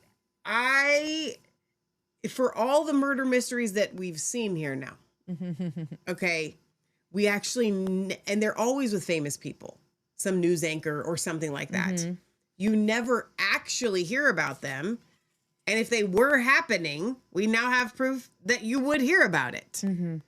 So again, seems very bizarre. Just on the face of, would this really happen? Would someone literally take Savannah Guthrie, out of all the people that you could, what? That you think you could a celebrity that you could get money out of. Why her? Okay. It seems to me that it's more plausible for someone to want to commit a murder for whatever reason, and then try to make it look like it was a kidnapping. Well, I'm going to say that they look like a family. I'm going to do a profiling, and don't take this the wrong way. I'm not trying to be mean at all. I look at Savannah's brother's teeth as a just purely investigatory observation. Sherlock Holmes. They didn't grow up wealthy. They didn't come from money. I don't know at what point it switched. I don't know if Savannah's father made some money. I don't know anything about Nancy, if she was into something. But they didn't grow up wealthy. You can tell just how they appear to be people who have grown into wealth. Okay? And obviously their sister is super wealthy, you know? And without the makeup and the lights, she looks just like everybody else her age. And you strip it down to, there could be a heroin addict in the family. There could be some sort of gambling situation, and grandma's 80 years old and I just need some money. And I know I'm in the will. Okay. I don't know if it's grandma. I don't know if it's a son. We don't know. It doesn't seem like you're eating dinner with your mother-in-law and you would kill her. It seems like the killer, obviously, the supposed killer or kidnapper, didn't do a very good job. I mean, there's not much you can do when blood's on the steps. You can't clean it up. No. You know. Well, they could have tried. With a hose and some water in a bucket. But then how do you so grandma probably got hit on the head. Probably is not with us. But there's hope. So we're going to pray. Amen. God, I lift up, we don't know this person, but when we deal with things like this, it's hard on us and our spirits when people are suffering, any person. And so I pray for the Guthrie family. Pray that Grandma Nancy is recovered. And I pray for a revival to come out of this. I pray for the family to heal, to seek you, and that there would be some miracle of life that would come from this, and that you would get the glory for whatever you're going to do in this situation. And I pray that this family would have a touch with God. Their mother went to church. Their mother was, for all intents and purposes, a professing Christian who we're going to go with loves you, because that's what we believe about Christians. So if this woman was a believer and she's a fellow believer, I lift up her soul, I lift up her family, and I pray that you would, if she's gone, that you would help this family to heal, help this family to remember the good memories. But I ask you that you give this family closure. So right now I ask that whatever happened to Nancy would be made known. If she is alive, that you keep her safe, that you bring her home, and that you convict whoever took this woman with a powerful conviction, that they will fully confess their crime and it will be made known and you will get the glory. And I just ask this, Father, on behalf of Nancy Guthrie, who we hope and believe is, if she dies, she is with you. And I just pray that that would be a prayer that everyone in that family would make. In Jesus' name, amen. Amen. Bev says, what if somebody accidentally killed her and panicked, and then they decided to make it look like a kidnapping? That's really probable. So question on that, Super though. probable. Again, back to the details.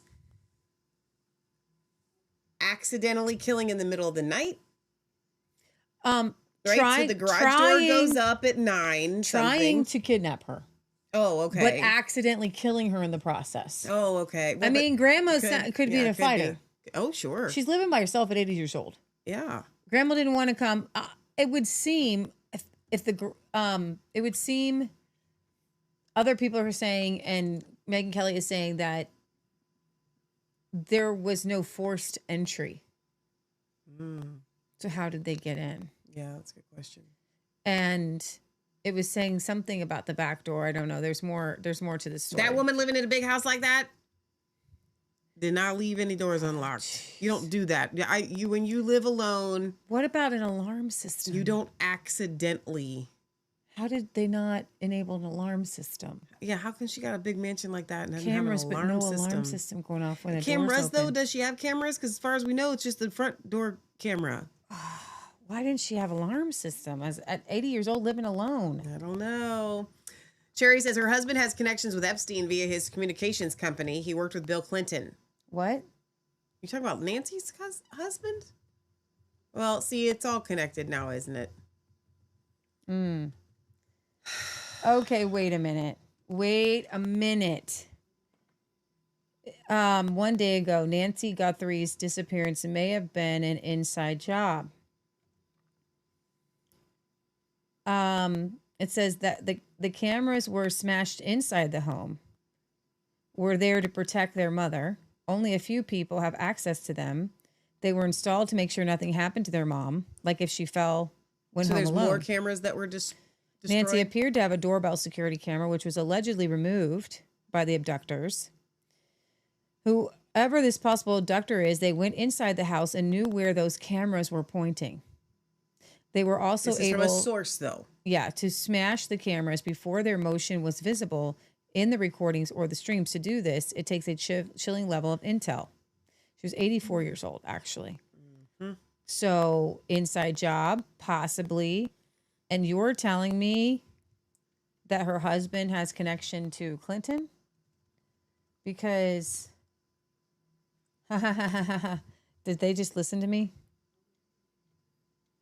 No, but if it's there. I didn't even, let's see.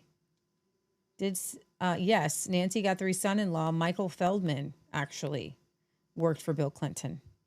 Feldman, who is married to Nancy's daughter, Savannah, held several prominent roles in the Clinton-Gore but that's White not House. surprising, though. Yeah. That's not surprising at all. I mean, Savannah Guthrie is in the news. That's what she does. She works for the left. And he's a congressional liaison. He served as one of the administration's chief liaisons. He joined Bill Clinton's staff. The question is are there any connections to Epstein? And that would be interesting. So I'm going to go way out. Well, it just says with his. So the question would be, did he have a communication company that was connected to Epstein, Savannah Guthrie's husband? Because what if, with this latest Epstein drop, why is he tied? Why is Epstein tied to everything? So the firm has no known direct business partnerships with Jeffrey Epstein. It has been mentioned in connection to him in the following context. Passing mention the files. Documents released from the Epstein investigation reportedly contain a passing mention involving former Treasury Secretary Larry Summers, who suggested Epstein speak to someone at the Clover Park Group because of their ties to high-profile figures like Bill Clinton. No confirmed communication. So we're not seeing anything connected, but it does seem that a lot of things are connected to Epstein. The files come out. Wild out there theory. What if Grandma knew something and was going to talk? Oh my gosh! No way. No way. I am not buying that. And you know what's so funny? As I'm sitting here and I'm listening to all this, and this is why I hate being a part of the mega conspiracy theory world. This is murder mystery, not everything. Everything is a conspiracy theory. Literally, you can't be. So this is a conspiracy, and we're trying to find the theory. Listen here. You cannot be a mega supporting, Trump supporting person or somebody that has ever supported Trump and not believe that if you sneeze, there's some sort of conspiracy tied to it. Well, if anything happens, your alarm clock goes off 5 minutes earlier than you thought you set it, conspiracy theory, it's tied to Epstein. What if there's something in the house that they needed? I don't know. You saw and you just, oh shoot. Thought maybe you'd be sleeping. And she wasn't sleeping. So you think they broke into the house, didn't mean to kidnap Grandma? These theories are getting so wild. I don't know. I'm just throwing them out there. Oh okay, so when things are weird, we ask questions. Okay? So we are going to allow JP Spears right here, and I did not hear any curse words in this, as far as I could tell. I don't trust him. I know you don't. That man swears like a sailor. I'm not in this one. This recording to me was just, I thought, wow, pretty pertinent and spot on, but it blew the internet up. There was no middle ground. You either were going to cancel JP Sears and you weren't ever going to listen to him again and he's dead to you, or you were like, wow, I think you made some good points. Yeah, I can't believe she's doing it just 6 days after Charlie, but she'll probably just be crying the whole time. Poor thing. Oh, she's on. Oh, look at all the thumbs up. Look how cute that is. Sorry, it's just a little bit more informal than probably Charlie would be reacting. How sweet. She's surprisingly upbeat. Laughing a lot. Sorry, you guys. I just wanted to say first and foremost, my heart obviously is broken for you guys. For us? What about her? Did she know Charlie was her husband? Turning Point USA will continue like my husband always wanted, and it'll be bigger than ever. And we're going to honor him by doing that. We're going to stay humble. Oh, yeah. Well, she's really focused on business. We're going to work hard because that's what he would want. And we're going to just make it grow. Just growing the business. Oh. But he's here. think he's more alive than ever, and he is, he's going to guide us. He's actually dead, and she's guiding us. What is going on here? And I told Justin, it's going to be something where everything before September 10th, any email you were working on, any project you were working on, it's not that it's irrelevant now. It's just things have changed, obviously. What? So projects Charlie had us working on don't matter? Like, dude, don't you think this is a little strange? No, she's just saying if Charlie had you working on a project, don't worry about that anymore, because she's gonna lead us in a more Charlie-like way than Charlie ever could. It's a change. And I just want you to know that, again, I'm with you. I'm here. I'm not going anywhere. Oh yeah, well, she's definitely here now. I feel so blessed and honored. Hey man, do you think it's weird that she's leading us now? No, not at all. That's Charlie's wife. What are you talking about? She has no background in leading significant 9-figure organizations. Her background is seeking fame through reality TV shows and beauty pageants. I mean, she's not next in line most qualified to lead us. Yes, she is. Just imagine Patrick Mahomes tragically dies in a car accident. Who would be next in line to lead the Chiefs as starting quarterback? Second string quarterback. No, dummy. Patrick Mahomes' wife. It's the same thing. You don't think this is weird? You're just overthinking it. And by the way, show some respect, okay? She's a grieving widow, but she's not really grieving. She's not doing any of that. Everyone grieves differently, so if someone's acting weird, don't read into that. There you go. You just heard her. Everyone grieves differently. Well, but nobody grieves like that. Just get over it, pussy. We got to get ready for the memorial service. It's going to be sick. I don't know, man. I'm just so sad. Hi, everybody. I still love all these emoji Zoom things. Hey, Erica, the emojis are killer. So how'd this memorial perform? I don't even know where to begin. The fact that we were able to pull off an event of the century, like, it's just insane. I know, complete insanity. Incredible. Now, what kind of numbers did we do? We had over 275,000 people. Insane. What is... Her husband got shot in the neck 11 days ago. Erica, now that it's been 11 days since your husband got shot in the neck, how do we do on merch? We're at like over 200,000 for merch sales. Don't quote me on that because I think it just keeps like bumping up like crazy. But great. It's all positives. Huge, huge thank you to the events team, the development team, the graphic design team, the production team. It's just phenomenal. Erica, with all due respect, what about Charlie? My husband's dead. Like, I'm not trying to be morbid, but he's dead. Okay. Can we bring it back to the numbers? Since his assassination, we have 100,000 chapter requests, 300,000 new donors. I'm so happy to hear that all of that happened. Otherwise, honestly, Turning Point USA and Turning Point Action, full steam ahead, you guys. We have so much to do, which is exciting. Her children lost their father. Who do you think is with them right now?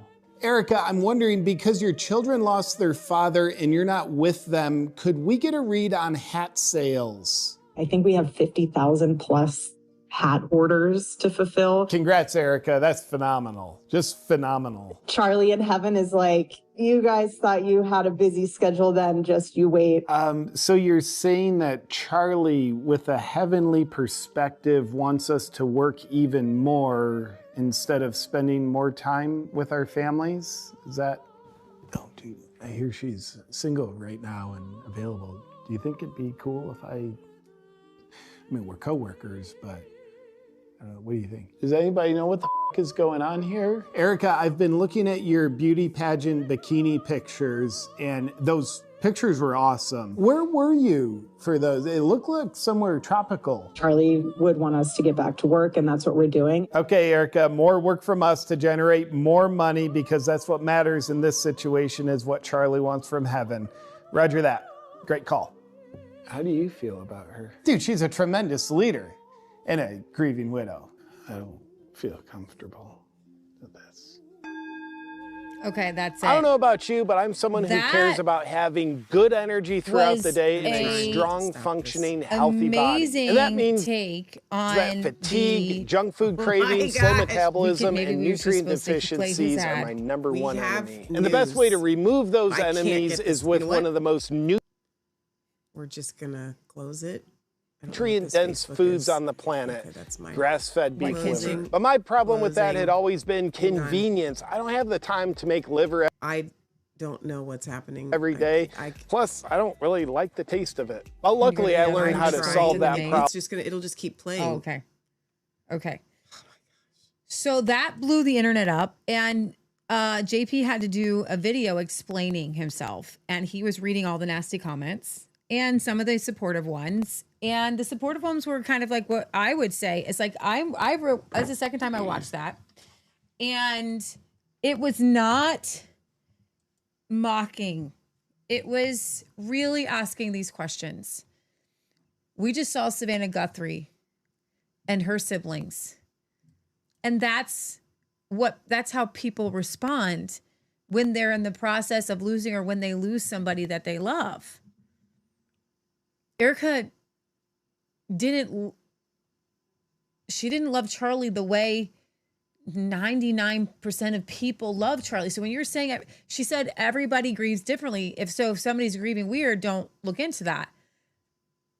Well, you're not grieving at all. Some people will say, well, I laughed. We like to make fun. No. There are these waves that come over you. Mm-hmm. And people have kind of been posting fun about like the 5 or 7 stages of grief. And her last stage is making money in the first, 11 days. Something happens to you physically, to all people, when they lose someone they love.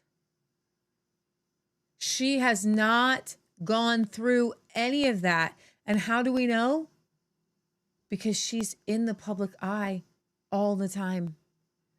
All the time. And she looked a little disheveled, but she was quite gleeful. She was quite happy. She is not doing what Charlie wanted all women to do. Charlie said, I want you women in college to not necessarily even be here. I want you to be a stay-at-home mom, and I want you to take care of your kids. Full stop, and I'll say this. Right after Charlie died for a solid month, all you saw was Erica everywhere. Like for a solid month, okay? You can say that might be the way that she wants to grieve. And you can say that all day long. And you know what? I wouldn't even fight you on that. Like if she wants to throw herself into, whatever in Charlie's vision. But there's one thing you cannot dance around. There's one thing that you cannot make an excuse for. There is one thing that you cannot explain away. 2 children lost their daddy. And when 2 children lose their daddy, they need mommy there 24/7. Yeah. And if mommy is choosing the world, even for the sake of, but my kids are going to just have to suffer without me because the world needs me because Charlie. That's not a mission that God would give somebody You're like that. sick. Yeah. You're sick. Yeah. She's sick. Yeah. In the head. Okay. And I'm just coming out and saying it. Mm-hmm. This woman is wrong. She's psycho. She's a psychopath. Yeah. So don't give me this grieving widow stuff. And I have seen friends of mine on Facebook who I love, pastors who I love these people, saying you can't come at a grieving widow. Someone needs to come out publicly. Pastors need to come out publicly and say, stop, your kids need you. Your kids need you. Just stop. Turning Point doesn't need you. Turning Point can stop. It can cease. It can end today. Your children having their mom there after their dad has died is the most important. Forget you then, Erica, if you're so fine. Great. If you're so fine, then you can commit 24 hours a day, 7 days a week to your kids, at least for, could we just say a year? A year?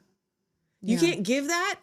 Then you are You cannot. Here's the thing. You can't run a company with a mission statement that was Charlie's, which was, I want women. And I argued him.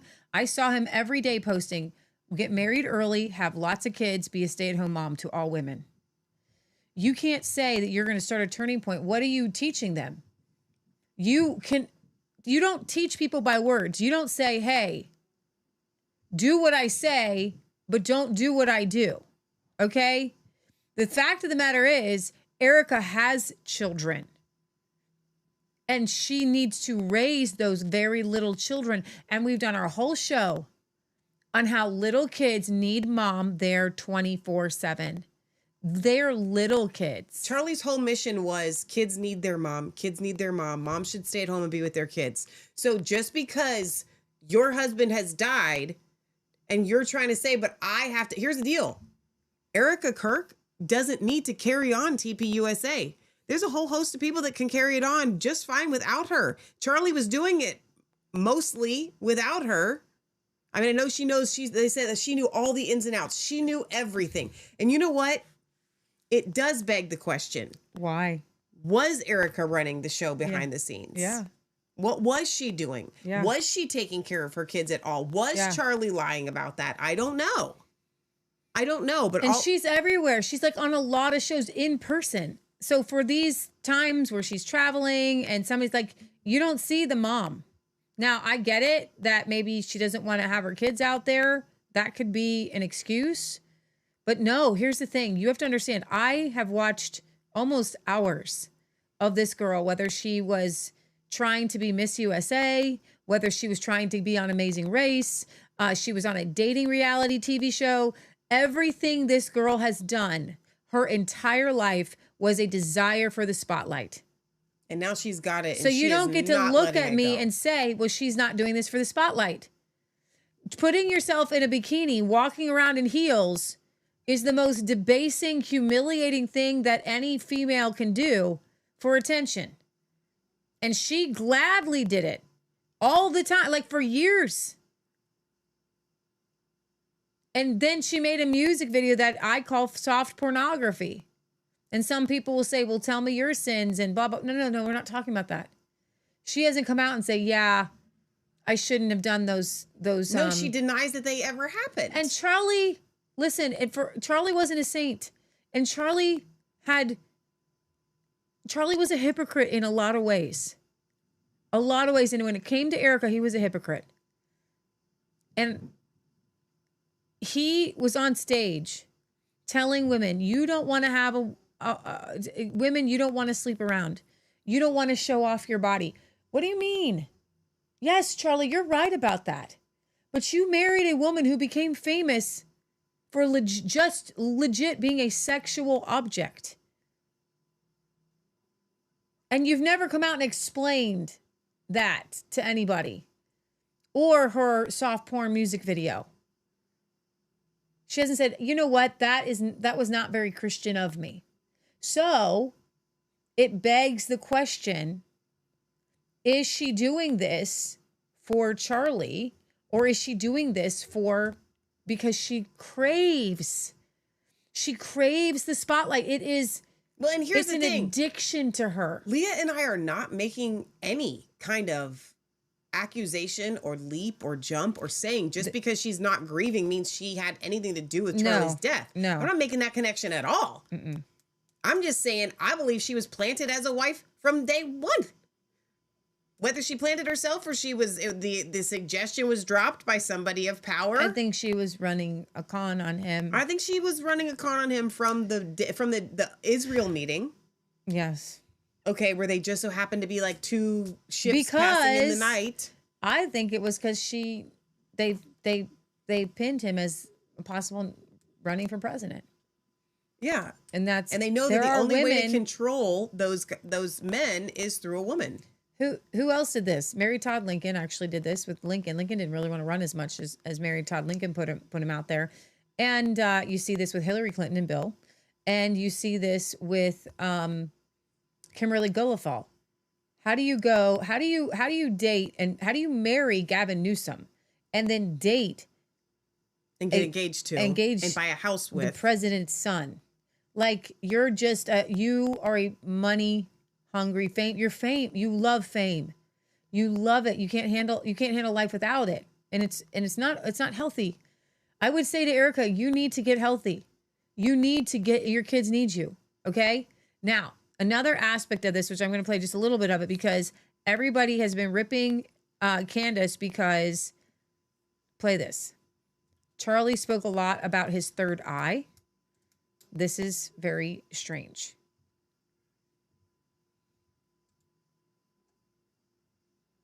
Nope. Yep. Spoke a lot about his third eye. That's why. Are you hearing that? No, it's not up. Oh. He spoke about the street lamps that would go off when he would run. We can About just play it the again. school that he had to go to. Let's play it again. He spoke about a lot of the things that were strange in our childhood, the testing that both of us had to endure. We spoke about the fact that we could both astral project. You know all of this, of course. You have his phone. And how surprised we were when we learned that not everybody does that naturally. Sleep paralysis, you name it. We had conversations about it. Charlie and I spoke a lot about his third eye. That's why that sentence caught my attention in the article. He spoke about the street lamps that would go off when he would run, about the special school that he had to go to. We spoke about a lot of the things that were strange in our childhood, the testing that both of us had to endure. We spoke about the fact that we could both astral project. You know all of this, of course. You have Okay, guys. No, this is important. Let him finish. No, I know, but we already played it through. We got through to everything we'd already watched. We were when we learned that not everybody does that naturally. Sleep paralysis, you name it. We had conversations about it. Okay, now.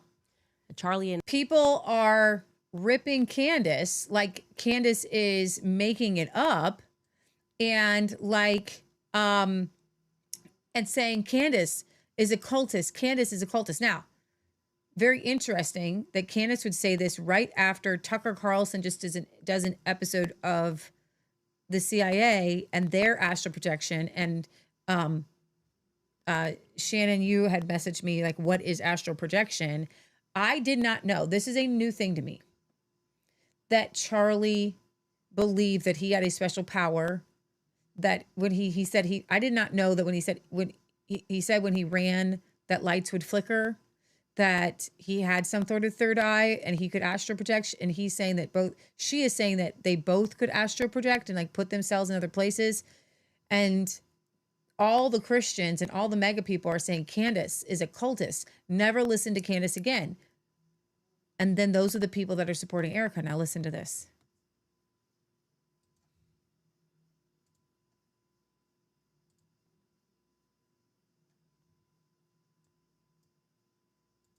It'll be a sign for you to know that Charlie's with you. And something. When we first started dating, we were walking to dinner one night, and this happened a lot. The lights would start to flicker. And he'd look up at the light and be like, it's so weird. This happens to me a lot. And I was like, really? And he's like, yeah. So our whole dating and whole marriage, anytime we'd be in a room and a light started to flicker, he would just look at me and wink. It was like our little thing. His power. Yeah. It's a total frequency thing. And so the night everything happened when we were in Utah, I was in a hotel room by myself, in one of the bedroom portion by myself. And the bathroom light was on, and it just was a strobe light all night, and I was like, part of me couldn't sleep because it was a strobe light. The other part of me couldn't sleep because of how just my world has just crumbled, and the other part of me couldn't sleep because I was like, baby, I feel you. I know you're here. Mm-hmm. What is this about Charlie and the special schools and astral projection and third eye? Like, I like Charlie, but he's not Jesus. He wasn't Jesus. I like him. I liked him. I believe that he believed in Jesus. And even if he believed in a third eye and astral projection, that's not it's not disqualifying for heaven. I believe he's in heaven. But these are occult things, and Candace is taking part in the cult, and I don't trust Candace Owens, and I think that she is. I mean, I haven't trusted her since she's been defending Andrew Tate. Like, I don't know what Candace's goal is. Candace is like this weird look over here, look over here, look over here, while over there, there's something else going on over there. Like, she doesn't come up with anything solid. Candace Owens doesn't.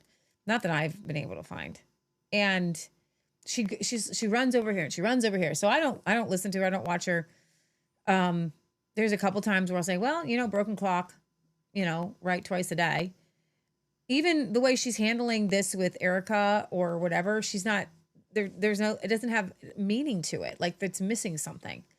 So I don't know. What do you think about the astral projection and the strobe lighting and the... Okay, so since Shannon didn't know, then other people might not know, but remote viewing and astral projection are similar. They're not the same thing. They're in the same category. They're not identical. Remote viewing is often used by the CIA more than astral projection per se. Remote viewing is being able to just go and see something in the spirit. It's demonic. It's real, though. And that's the problem, that the CIA dabbles in the demonic and the satanic. There are people that do this, that go to school. I know, and I'm not trying to throw anybody under the bus, but Hakeem that we met at Old School Survival Boot Camp, I watched his journey on Facebook as he went through and very proudly went through the remote viewing course and got his certificate, and now he can remote view. Okay. I'm not friendly enough with him. I wasn't friendly enough or know him well enough to say, stay away from this. This is demonic. You're going to be inhabited by demons, but that's what it is. So for Charlie to not know and this is taking Candace's word, which you can't really do, but let's assume she's telling the truth. For Charlie to not know, at least at the time of him talking to her about that it opens up the door to the demonic is sad to me, if it's true. But also, it really wouldn't surprise me. Now, I don't know what these special schools are, so I can't really comment on that. Stephen, I am going to address your comment, although my take on it might disappoint you somewhat. Stephen says, Charlie Kirk isn't really dead. The entire thing was fake and staged. They played it to the script of the movie called Snake Eyes. A character named Charles Kirkland shot in the neck on the same date.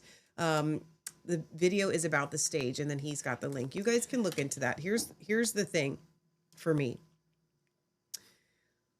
I can't follow any of this, what I believe to be CIA plants that prey on very well-meaning people to get them to believe when someone is not dead. Recently, Matt was telling us about this new Elvis thing where it's like he really isn't dead. There's this old guy. Again, I had a conversation with somebody the other day about 107. And many of you guys followed him at least briefly. Leah and I did not. We never did, because anybody that's going to prey on unsuspecting people that you are JFK Jr. and you have to wear prosthetics because what? We're all out here laying our lives on the line every day doing shows, and people like Charlie Kirk laying their lives on the line. Let me finish this thought. And yet you need to stay anonymous. Dude, we all believed that you died in a plane crash in the 90s. So you're already dead. So who cares if you really are JFK Jr.? He's not. He is 1,000,000% not JFK Jr.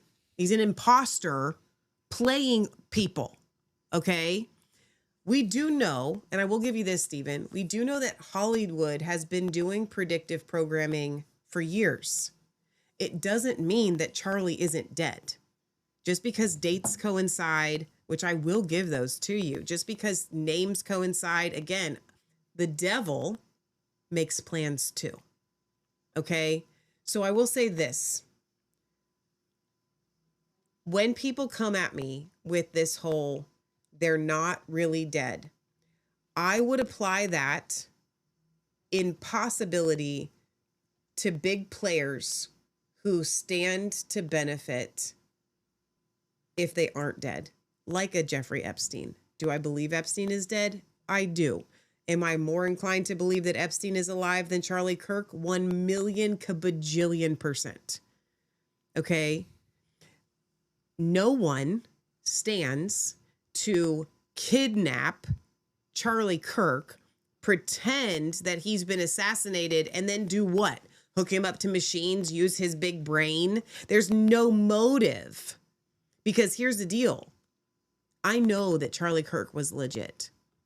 Charlie Kirk was not running away trying to like hide his life. Charlie wouldn't do that. Charlie wouldn't allow himself to be put into hiding willfully. So it's either he was unwillfully kidnapped, and then what's the motive for that to keep, you just kill the person at that point, or he willfully went into hiding, in which case everything that we know about Charlie's character is flawed. And again, to what end? For what point? To bring him back in 10 years? I mean, if you want to believe these wild conspiracy theories, you don't need to save somebody for 10 years to bring them back, because everybody's replaceable. Look at Joe Biden. Was he even real?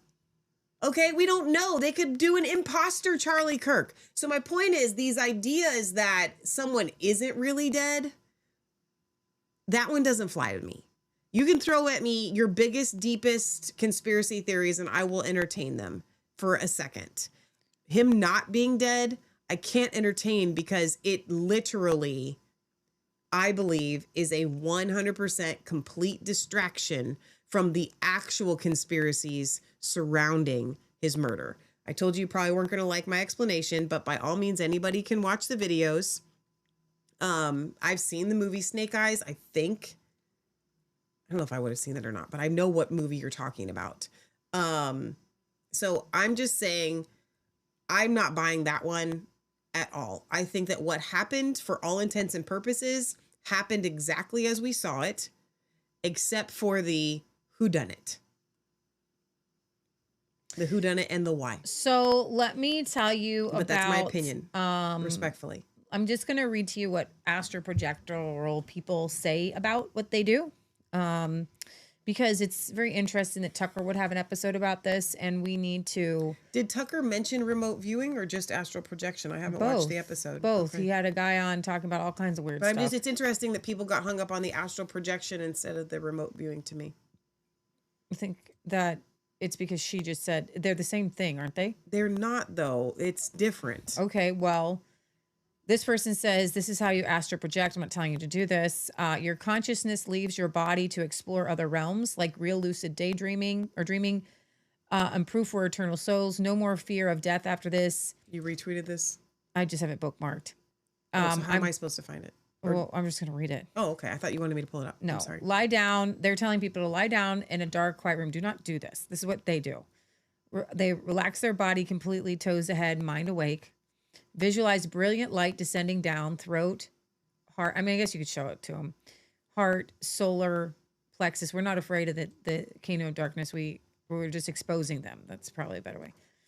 Middle pillar. Feel energy align and build vibrations. When buzzing electric hits, intend to separate, roll out, float up, or rope climb out of your body. Explore calmly. Set white light projection first. Return by thinking of your body. Vibes intense first time. Breathe through it. You're safe. Changed my life. So to me, remote viewing is you just go to a place to see it. Astral projection is you project to that place. Like you go there. Like you leave your body and go. Okay. Astral projection's ability to use the mind to project the soul beyond the material body. The astral plane, this is not true, is the realm of the imagination, infinite possibility, and creation directly connected to the material world. Everything that exists in the physical began as a thought in the astral. This is where spirits, jinns, and entities reside within the fourth dimension. Your imagination is more than daydreaming. It's your connection to the unseen. When you visualize, you're not just using your physical eyes, you're activating your mind's eye. Now, God gave us an imagination so that we could connect to the spirit realm. The devil has ways to access the spirit realm as well. And it's satanic and it is demonic and people can do it. I believe that your soul does not leave your body. Okay. That is not a thing. Your soul can't leave your body. But what can happen is that demons can bring visions to you. And you can see and experience things because demons can go places because they are spirits. Your spirit is not going to leave your body.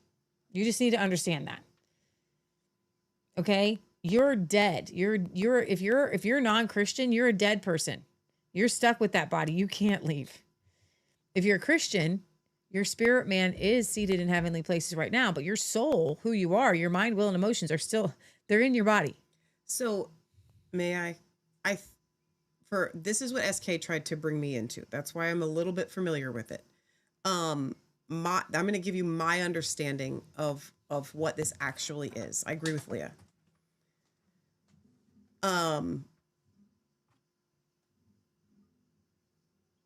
There's a spirit realm that exists. And there's demonic spirits and there's heavenly spirits. And there's a demonic realm and there's a heavenly realm. And if you choose to travel, you know, people, I've spoken to the kids from Teen Challenge, specifically one of them did a lot of mushrooms, and he was very, very serious with us about what took place when he was on his trips. These were not trips just to get high. They're called trips for a reason, because you're going someplace. And he would say, Christians don't quite understand how dangerous this realm is. You're giving yourself over to the demonic, and you actually do, in some ways, leave not your body, but you leave this plane, in a sense, to go to a demonic plane where demons dwell. And you're actually connecting your body to And it. you're connecting your body, exactly, to these demons and giving your body over to the demonic. Mm-hmm. That's what makes it so dangerous. Yeah, hell's real, man. Okay. So, like, you know, when we were kids, it was funny to, you know, joke about levitating and the Ouija boards and like all the things. And, you know, a bunch of witches movies came out when we were kids. Do you remember that, when we were teenagers? That's all very real. And they want you to dabble in it. But when you get somebody that has a big brain, like Charlie Kirk, which that's very apparent, it can be manipulated wrongfully. Mm-hmm. So that's all I have on that. So I'm going to go to my bookmarks, and this was the Charlie that we loved. Bookmarks again? Mm-hmm. Okay. Your requests tonight are challenging my system. I don't have to play it. I don't have to. No, it's fine. I do want to, while I'm pulling this up, give you guys a huge praise report. Can we take a commercial break for that while I'm pulling this up? Sure, I know you're going to do that right now. Well, I'm not going to tell the who, because I don't know if I have permission to do that. But that person's not going to be able to be kept a secret. I know, but at some point I'm going to tell it. But I wanted to tell you guys something. You guys may not know this, but I think it's pretty apparent, as much as I try to hide it. Dealing with our current tech system is the biggest bane of my existence, probably right now. It's a very giant challenge. Purchased a very good computer for doing computer work. Yeah. To replace our previous really, really good computer that was for gaming and did things really well for the live streaming. But when we replaced that computer, which was 5 years old, with this new one a couple of years ago, it hasn't had the oomph. So that's one of the reasons why you don't see Leah and I have live guests on anymore. And all of our interviews are pre-recorded, because our system won't do it. Our system will barely do a regular show. Okay. Now, because of all the things, this has not been put as a top priority. And I just finally gave it over to the Lord. And I said, God, I would just give it over to you if you want us to do these shows. So I literally put it on the back burner of my brain. And it's like, a disability that you deal with, right? Like my bad back, you just get over it. You get up every day, you do the same thing. My back's doing much better. Praise the Lord. out of the blue, completely out of the blue, we hear from somebody that we have not heard from in 9 months.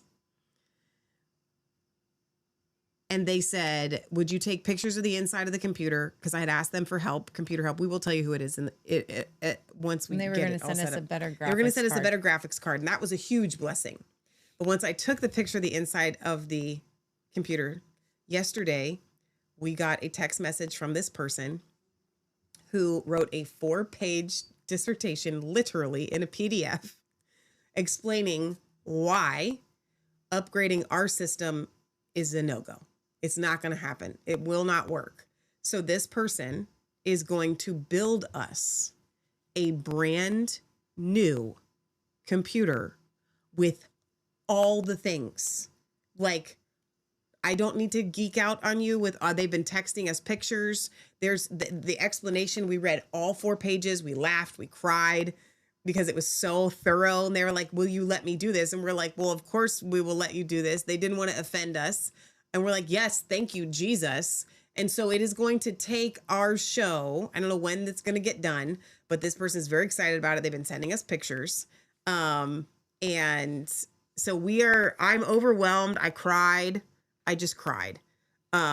This is such an answer to prayer. And what's really cool, I'm, again, giving you a little bit of an inside baseball. I was sending a video message. Paul Cantrell had a birthday a couple weeks ago, and I didn't get a chance to actually send a prayer. So I was sending a prayer. So we like to do that for the birthdays for them and the kids. And I prayed this it just came to me. I said, God, I pray that you provide for the Cantrells besides just money, that you'll provide for them things that they need, and then things that they don't even know that they need until it is given to them. And then they glorify you because they really, really needed it. And you just sent it to them. Here's the thing. You guys have, and I'm going to wrap this up. And Aaliyah gave me the look. You know what? You don't have to give me the look. I can feel it. No. Like I literally was like, oh my gosh, look at the time. You were telling me you got to go to the shows under a certain time, and we just had 2 big stories left. All right. Okay. But this is, you know what? The God thing is more important. We spent like 45 minutes on Savannah Guthrie, which I wasn't going to spend. Let me have this. No. This is just I'm 1 with it. second. I'm with it. But after the end of the shows, you're like, we got to make them shorter. Okay. Right. But what is important to me? This is more important. This is way more important than Savannah Guthrie and blood on the doorstep. This is way more important than the next stories that we got to do. Okay. I get it. So you guys have been so great with your donations. We have been putting those to very, very good use. And thank you for those. If the monetary money that this person is going to spend on this computer had come, we were not going to put it towards a computer. Right. Okay. And that's why when we ask God to provide for us things, we have to stop asking for money. Stop asking God for money and ask God for provision to provide for the things that you need, because you may need something more than you think that you do. And you're telling God, just give me the money. I know what I'm going to do with it. And God's saying, no, I'm going to give you the thing because I know what you need. God knew that we needed this and that we would never spend the money on it, even though it's the most important thing that we do in our ministry. Okay. And so the fact that this has come in at this time is like the most giant, like I'm getting over getting sick and everything's hard. Right. And this comes in and it's just, I want to take a real time to glorify the Lord while we're having technological difficulties getting to the clips and the bookmarks that Leah wants me to play. I want to take the time to get you guys excited that our show is going to be leveling up and we won't have to go through this anymore. I actually 10 times during this show tonight, already almost said something, but I thought we were waiting for something special. And I was like, we're already in the show. And I'm like, we don't have time to explain it to everybody. And I literally almost spilled the beans like 10 times. I was like, well, we spent so much time talking about the beans. I literally was like, guys, don't worry. Don't worry, it's coming. Don't worry, it's coming. Don't worry, it's coming. Don't worry, it's coming. So if you don't see my reaction as the way it was last night, the way I've been, no, it was. We texted a bunch of people and we were crying. And this is not. Yeah, I'm pulling an Erica Kirk on this. Not showing the emotion because it's such a huge deal. Like because such I've a got praise this. God moment. Yeah, exactly. This was not that. I wasn't in that mindset yet. So I share that moment, but Michelle was ready. So here it comes. Surprise. I was really just trying to fill space while I pulled up your bookmark, and I knew that the computer was going to be glitchy while I pulled it up anyway. But I want you guys to, grab a hold of that prayer, because clearly I prayed it for the Cantrells. 10 minutes later, the text message comes in of provision, of the exact thing. You know what I mean? What I just prayed out for them. There's a whole big story to that. There's like way more to that story. Like there's way more. You'll hear it. There's a lot of things that were like kind of going wrong that day. And Michelle's like, a lot of things have been going wrong today. Do you want to hear something going right? And I was like, I don't even know.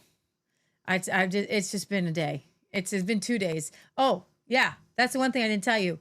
We were supposed to go out to get our windshield fixed. Well, you said we didn't have time to tell my good story. Now you want to tell about the windshield? Because I was going to do it with the snow. But yeah, that was part of it. Do you want to play Charlie, or do you want to tell that story? Okay, I'll make us big again. No, that was part of the day. Like I had gotten hit with a rock. From out of nowhere, outer space, no cars around her whatsoever, going 25 miles an hour. And I heard it in the morning, and I had a lot of stuff going on that day. And then I get in the car in the afternoon, and Matt's like, did something happen? I'm like, oh my gosh. So then we had to go try to find this it's semi-special glass for our car that we just bought in September, because it's already got to replace its windshield. And so there was a lot of things that were going on yesterday that was just like, okay. No, because we took the time to pray, and that's another thing worth mentioning. So we did, and we literally were like, okay. We rebuked the devil. Things are happening. We ask God that you take this window glass thing, you turn it around for your life. We're humans just like you guys. I'm looking at, okay, I'm just like you guys. And we have to work through these things. I'm driving to this, to do a job that is not going to equal the amount of money that's going to cost to fix that window. And so your brain starts to think, well, what, maybe I shouldn't have been. Maybe, you start to go down all these different paths. And there was just like a bunch of little things that happened, and it just kept adding up. And I was like, Michelle, we have to pray. Something is off.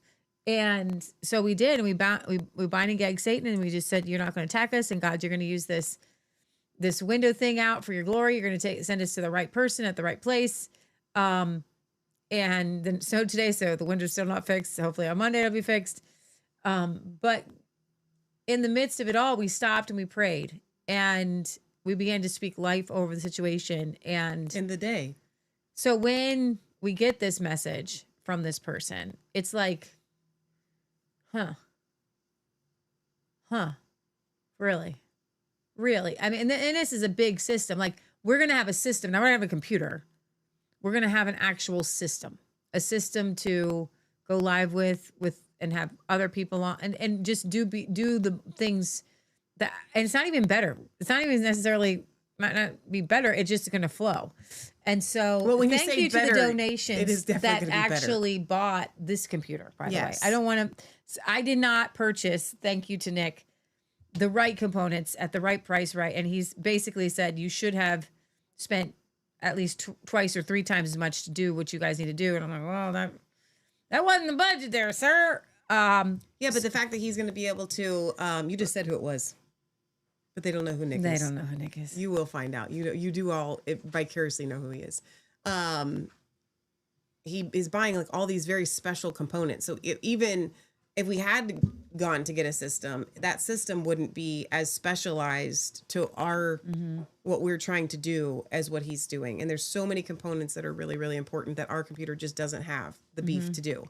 So it's super exciting, and we're just praising God. This will have the beef. It'll moo like a cow. So when we glitch like that, like when I switch screens, it's not going to do that anymore. It's all, the audio is going to be even better.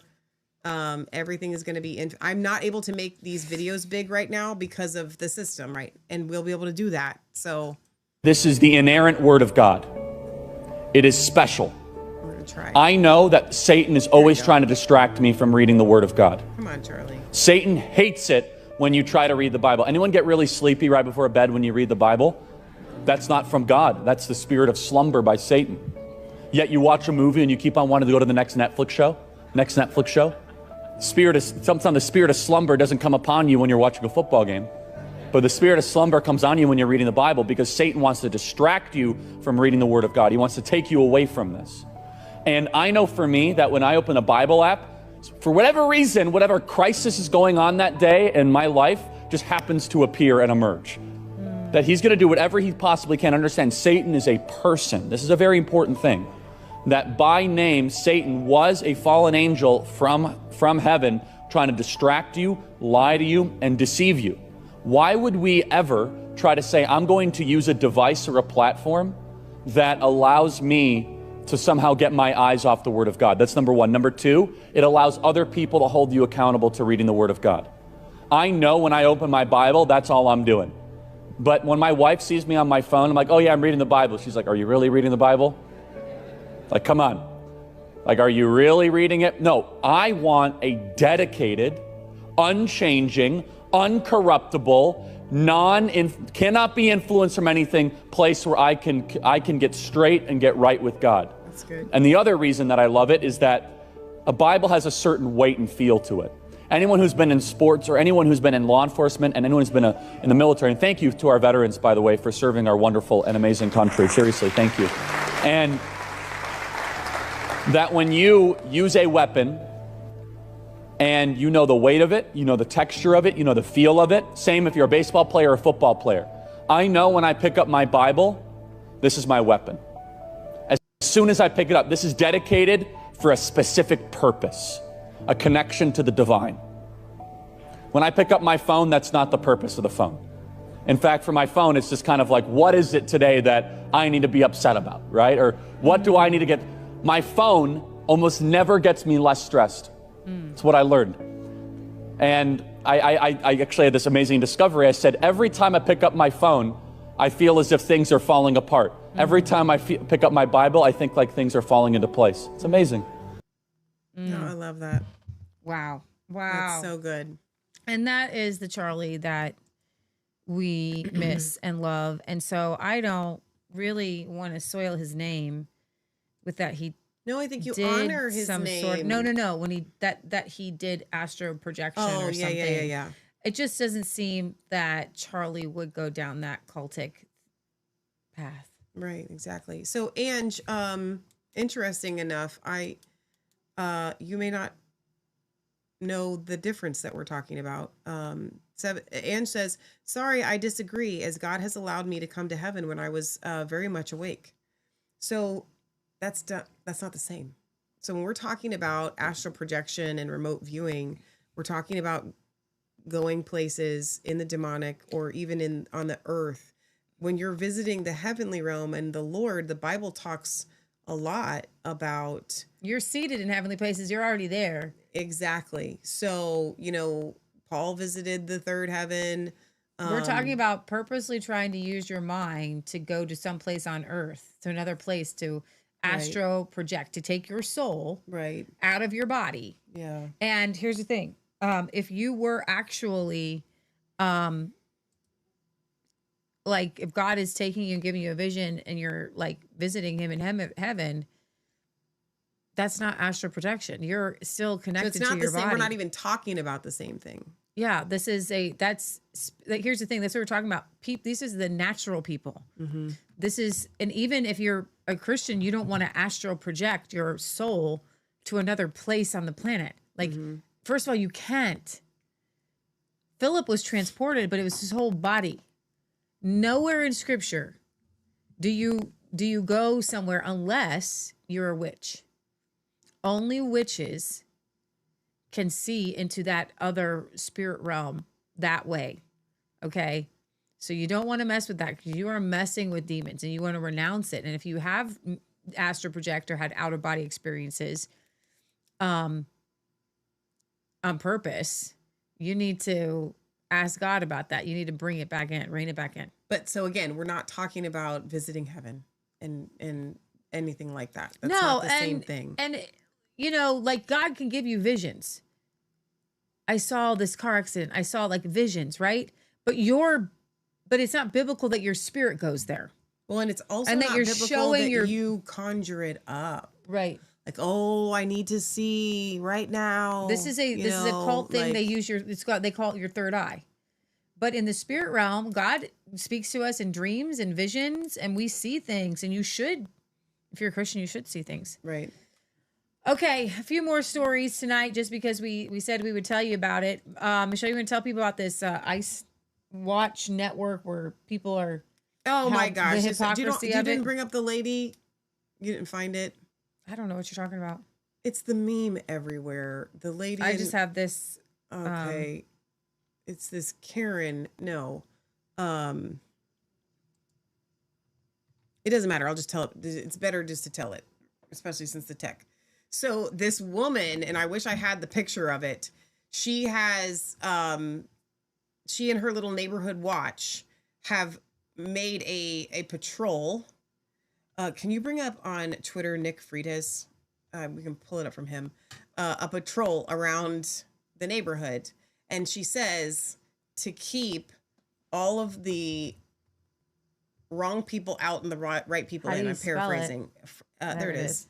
Hopefully he uploaded the video there. No, his thing was right there with the blue check mark.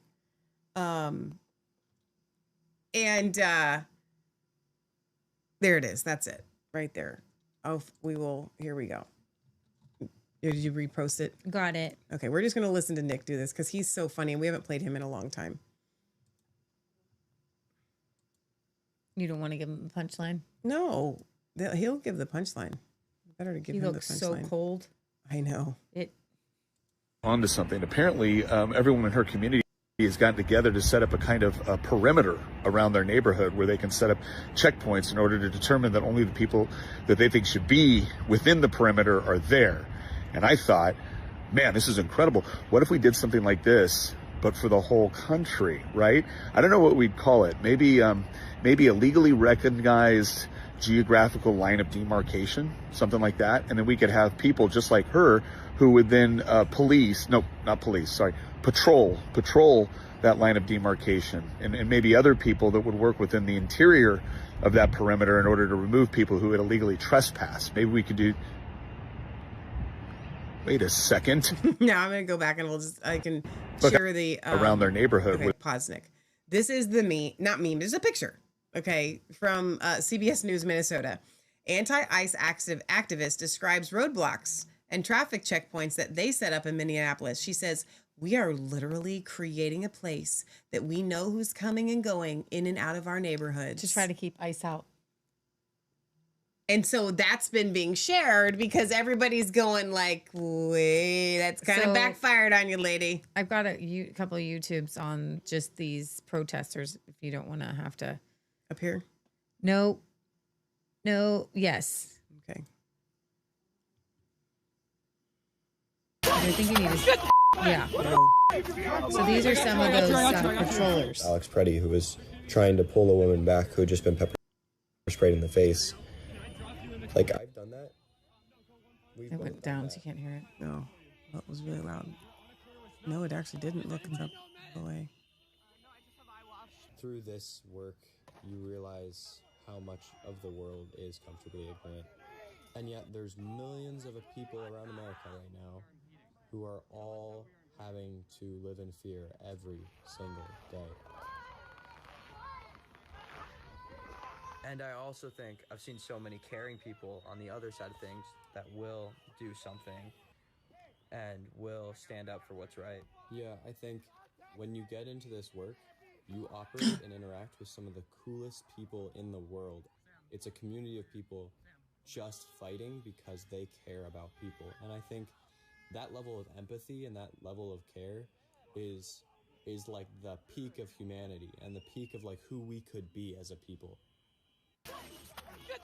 So these boys think that they're saving the universe by keeping ICE out of their community. Is that it? Are there any more? So they want to keep the bad guys out. Savannah Guthrie. No, I think that is the last one we have. So the idea behind that is that not only the prayers, they want to keep out people that they don't think should be there. Mm-hmm. Now we still haven't played at all the big story, which was Glenn Beck. It's the next one. Okay. Is that a YouTube you have up? It's the next one. Okay. I'm still screen sharing. Okay, so this was the story that I was leading. One of the stories I was leading with, actually. So I got what's the next one? These new things coming out of the Epstein files about Jeffrey Epstein were. My mom was playing them in the kitchen. I was like, "Wait, what is that? Yes, an old news. one? No, It this is a also new one. appears, according Listen to this. from CBS News. Computer, Newly you work in released Jesus' Department name. of Justice documents show that investigators reviewing surveillance footage from the night of Jeffrey Epstein's death observed an orange-colored shape. I can't speed him up. I don't think. Okay. I could try, but it's so glitchy. It shouldn't be this. I don't know about glitchy. you, but orange-colored shapes move around my house all the time. An orange-colored shape. Come on, Glenn. You could do it. Come on, computer. You can do it. In the name of Jesus. You got to make him small. I don't know how much smaller I can make him. I don't think that's going to do it. I can tell you the punchlines, but I think it's better when he tells it. Yeah, Glenn sounds so cool. He's Glenn. Was moving up the staircase towards the isolated, locked tier where Jeffrey Epstein's cell was located at approximately 10:39 p.m. on August 9th, 2019. That entry in an observation log of the video from the Metropolitan Correctional Center appears to suggest something previously unreported by authorities. A flash of orange looks to be going up the L-tier stairs. Could possibly be an inmate escorted up to that tier. That's what's in their observation log. This again reported now by CBS News. It also appears, according to an FBI memorandum, that reviews by investigators left disparate conclusions by the FBI and those examining the same video from the Department of Justice Office of Inspector General. FBI log describes the fuzzy image as possibly an inmate. I don't know if you know this, but inmates at 1039 are not going around in that area outside of their cell. So FBI, that doesn't make sense. The Inspector General logs it as an officer carrying orange linen or bedding. What? Okay, we now know, they knew when they wrote that in there, they knew that bedding is delivered the shift before this, so it would have been 5 o'clock in the afternoon before these people were even in. That's when you deliver bedding. No one is allowed on that floor at 10:39. You would have to log in. So delivering bedding? No. The guards say that would have been a breach of protocol, and you would have had to sign something. The final report says approximately 10:39 p.m. an unidentified CO appeared to walk up the L-tier stairway. So we're no longer just an orange shape. This orange shape seems to have legs. This is the and then weirdest reappeared layout. within the It view looks of the like a camera house. at 10:41 p.m. Official reports state that Epstein died by suicide sometime before 6:30 a.m. when his body was discovered before breakfast. Blah, blah, blah. An in-depth analysis of surveillance video from the jail. CBS News previously reported on the figure on the stairs and consulted independent video analysts who say the movement was more consistent with an inmate or someone wearing an orange prison uniform than a corrections officer. The new records raise more questions about the activity near Epstein's tier late that evening. Official reviews of Epstein's death make no mention of the figure in... Official reviews of Epstein's death make no mention of the figure in orange. And later pronouncements from authorities, including the Attorney General at the time, Bill Barr, were that no one entered Epstein's housing tier the night of his death. Last summer, in an interview on Fox and Friends, then Deputy FBI Director Dan Bongino said, quote, "There's video clear as day. He is the only person in there and the only person coming out. You can see it." Prison employees interviewed by CBS News said escorting an inmate at that hour would have been highly unusual. The identification of the individual could have been crucial to reconstructing the events. You think so? Given that the sighting occurred within the estimated window of Epstein's possible time of death. Okay, I warn you, this is about to get worse. The staircase leading to his cell tier was captured by the only camera known to have been recording that night, positioned in a way that partially obscured the approach to Epstein's tier. Government investigators relied heavily on that footage in reconstructing the timeline of the events. But because of the camera's angle, it was not possible to rule out whether somebody could have climbed the stairs and entered the tier without being clearly visible. CBS News analysis of that video found additional contradictions between what the video showed and the official statements. Okay, you ready? Buckle up. I just learned some things in the next few paragraphs that I didn't know. Among those interviewed were the 2 corrections officers assigned to the unit that night. Let me just ask you, what do you know about these guys? All I know about these guys is they fell asleep. Okay? That's all I know about them. It's actually Tova Noel and Guito Bonhomme I thought. were assigned to the unit that night. They've not been publicly identified until now. Documents show Bonhomme was interviewed twice in September 2019 in sessions conducted in lieu of a grand jury subpoena. Interesting. According to Noel's account, Bonhomme had been working multiple consecutive shifts and slept while on duty for a period of approximately 10 p.m. and midnight. Investigators also questioned Noel about the unexplained change in the recorded number of inmates in the SHU, which appeared to drop from 73 to 72 sometime between 10 and 3 a.m. She said she was just probably mistaken about the discrepancy and told investigators she had no memory of a count changing. Okay. I'm just going to just dismiss that one. That's just somebody just writing the wrong number in. Okay, let's just go with that. You can't do it with the rest of this stuff. Neither officer were specifically asked about the orange-colored figure noted in the video observation log. Bonhomme told investigators that he did not remember the period between 10 p.m. and midnight, said he had no recollection of anyone walking up the stairs towards Epstein's tier around 10:30. Yeah, because he was asleep. He added, however, that a jail employee entering a tier alone would have violated all of their policies. Probably sleep would have too. A separate internal presentation, included in the document release, described a corrections officer believed by investigators to be Noel carrying linen or inmate clothing up to the tier. The 2023 Inspector General report did not identify Noel as the figure seen in the footage. In her interview, Noel told investigators, distributing linen was not part of my duties. I never gave out linen, ever, because that's done on the shift prior.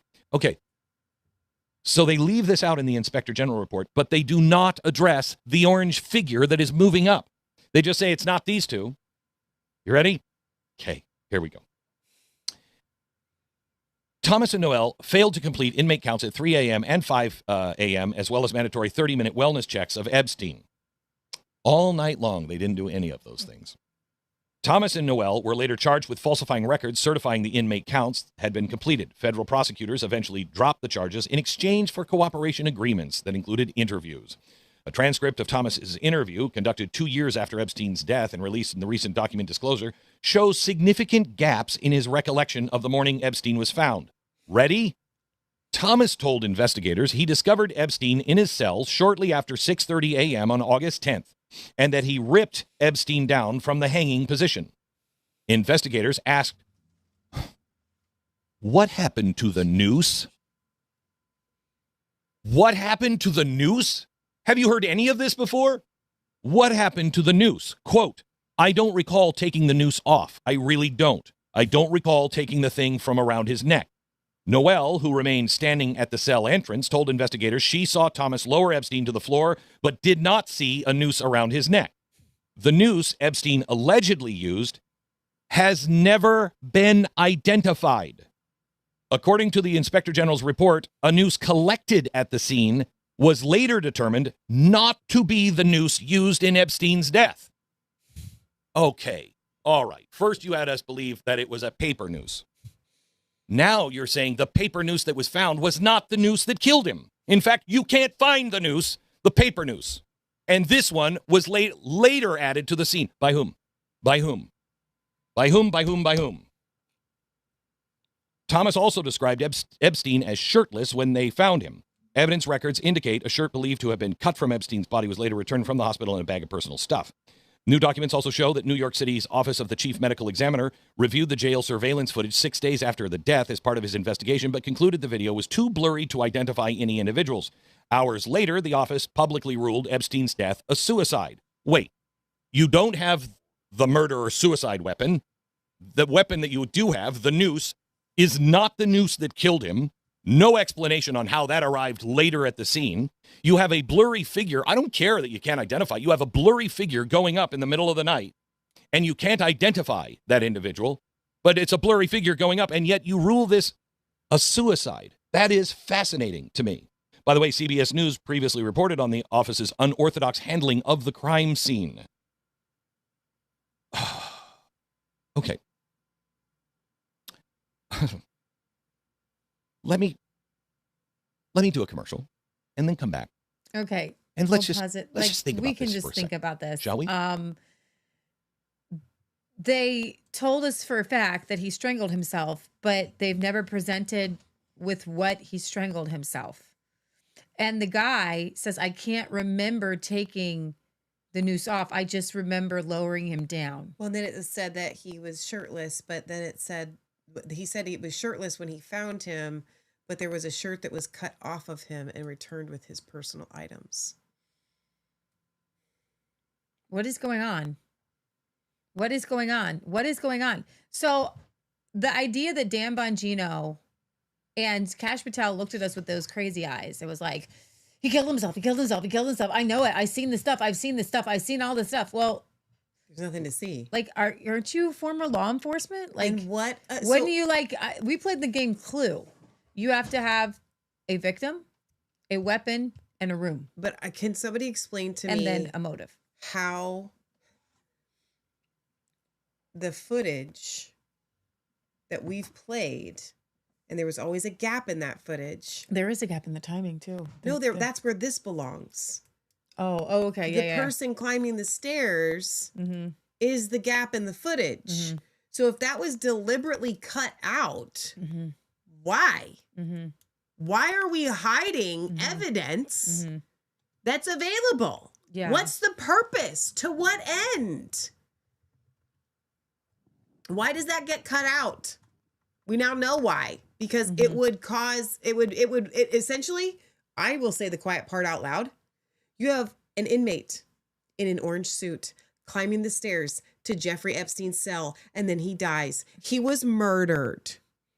Like, it proves the person in the orange jumpsuit literally proves that Jeffrey Epstein didn't kill himself. But what's crazy is that why is CBS reporting on this now? They all know this stuff. Newly released Department of Justice documents show that investigators reviewing surveillance footage from the night of Jeffrey Epstein's death observed an orange-colored shape moving up a staircase toward the isolated locked tier where his cell was located. That entry in an observation log of the video from the Met Correctional Center appears to suggest something previously unreported by authorities. Unbelievable. A flash of orange looks to be going up the L tier stairs.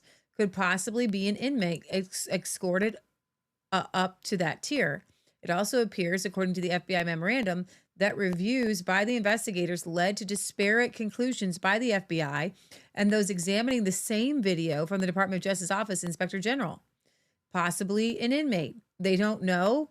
Can they talk to that person? There's no way for you to interview anybody and say, hey, anybody in jail? Were you there? The Inspector General logs it as an officer carrying an orange linen or bedding. But we just watched it. I hope you guys watched it with us. Was orange. It's clearly a person in an orange jumpsuit. So they're lying, and I don't listen. If you're in prison with murderers, man. They do this in their sleep. People get murdered in jail all the time. So I would have just gone with that. Be like, dude, somebody had a beef against him and they killed him. If you wanted to cover something up, just cover it up with that.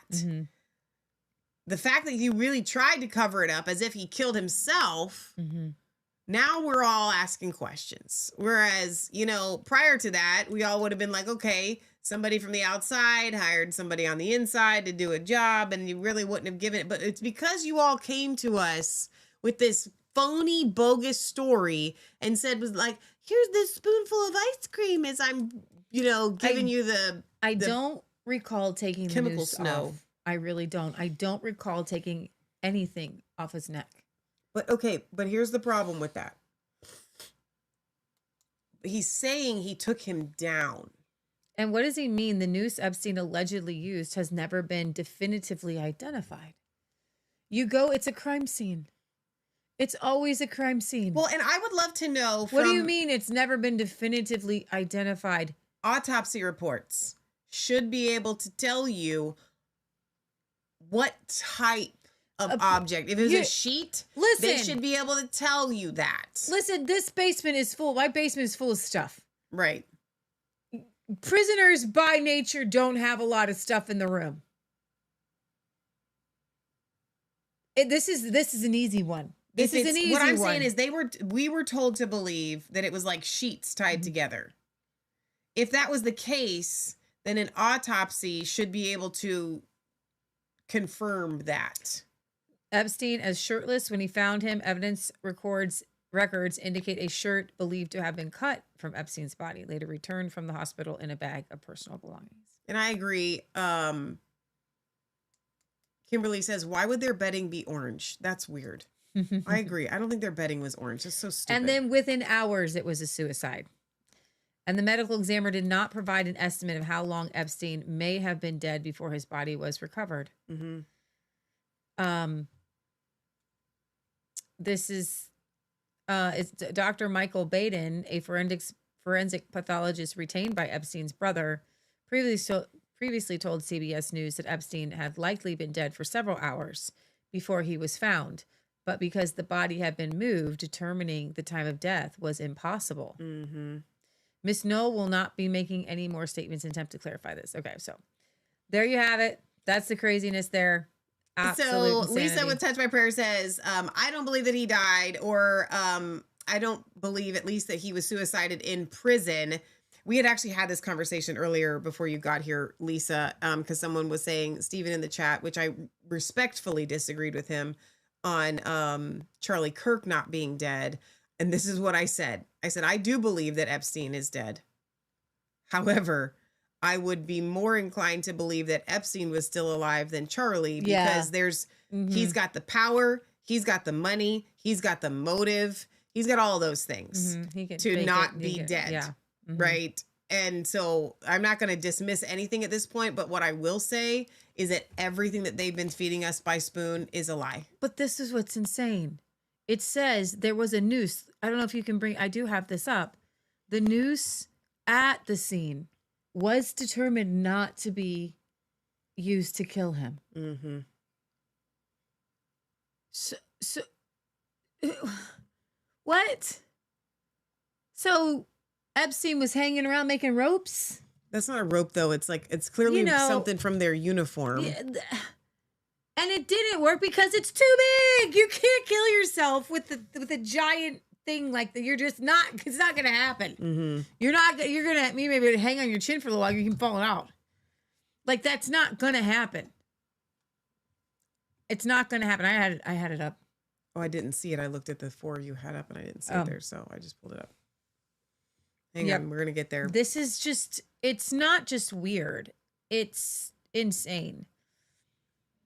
It's, so his former cellmate, Nicholas Tartaglione, I don't know how to say that, Tartaglione, who Epstein told his lawyers had roughed him up, begged a New York judge to move him to another prison after he said guards began, look at that.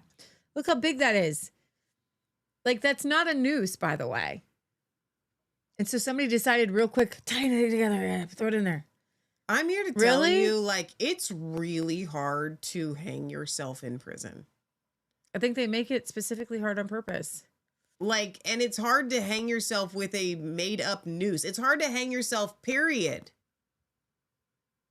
Like, unless you got to do it right. Like, that's not right. It doesn't look right to me. And so we're being told that this thing literally didn't kill him, but it's what was found. It's so ridiculous.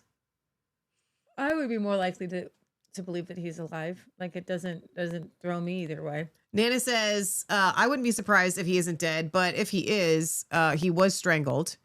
7 Inch says, I tend to believe them as Mossad takes care of their own. Nana says, coroner said his hyoid bone was, what is that? Is that a typo? No, that's it. That's right. Was broken, which indicates strangulation. My mom tried to strangle me and broke, oh my gosh, a tiny bone in my neck. I'm so I sorry. have always had trouble swallowing, and now I have to use a straw. Oh, that's so sad. Lord have mercy on your soul. Wow. Wow. Oh, Lord God, bring healing to that. Amen. Okay, well, listen, this is the end of our show, of all the negative news. We didn't do, I did tell them we would do the Melinda Gates clip. Do we have to? Well, I played it, and it's literally the top 3 stories you gave me for today's show. I know, it's but in my intro. I know, but I have to decide what's important. It's in the intro, dude. Well, You so make the who call. cares? You Who send me the cares? stuff. Who cares? It's who's Okay, watching all right. us. You know we, what? We you literally make your own like rules. You make your own rules. This is That's my fine. show. I'm gonna sneeze. Here, I'm getting you can screen share. I do need to go and gracefully blow my nose because I am feeling so much pressure on my head right now of stuff that was there draining. So I've been needing to do this for like 10 minutes. So. Oh my gosh, You're that's in so control. funny. Look, it's all up. Whatever you need, it's right there. You're already screen sharing. Okay. For all you people who are like, that was in the story, Melinda Gates, and I accidentally closed out my article on this, but I think you still have it up. She's the ex-wife of Bill Gates. And she, in a very wild interview, wild interview, addresses the Department of Justice most recent disclosure. This is so weird. So supposedly there is an email, and it's kind of gross, that Epstein literally writes to Bill Gates that I have the, I don't know, Michelle's got me still screen sharing on that. I have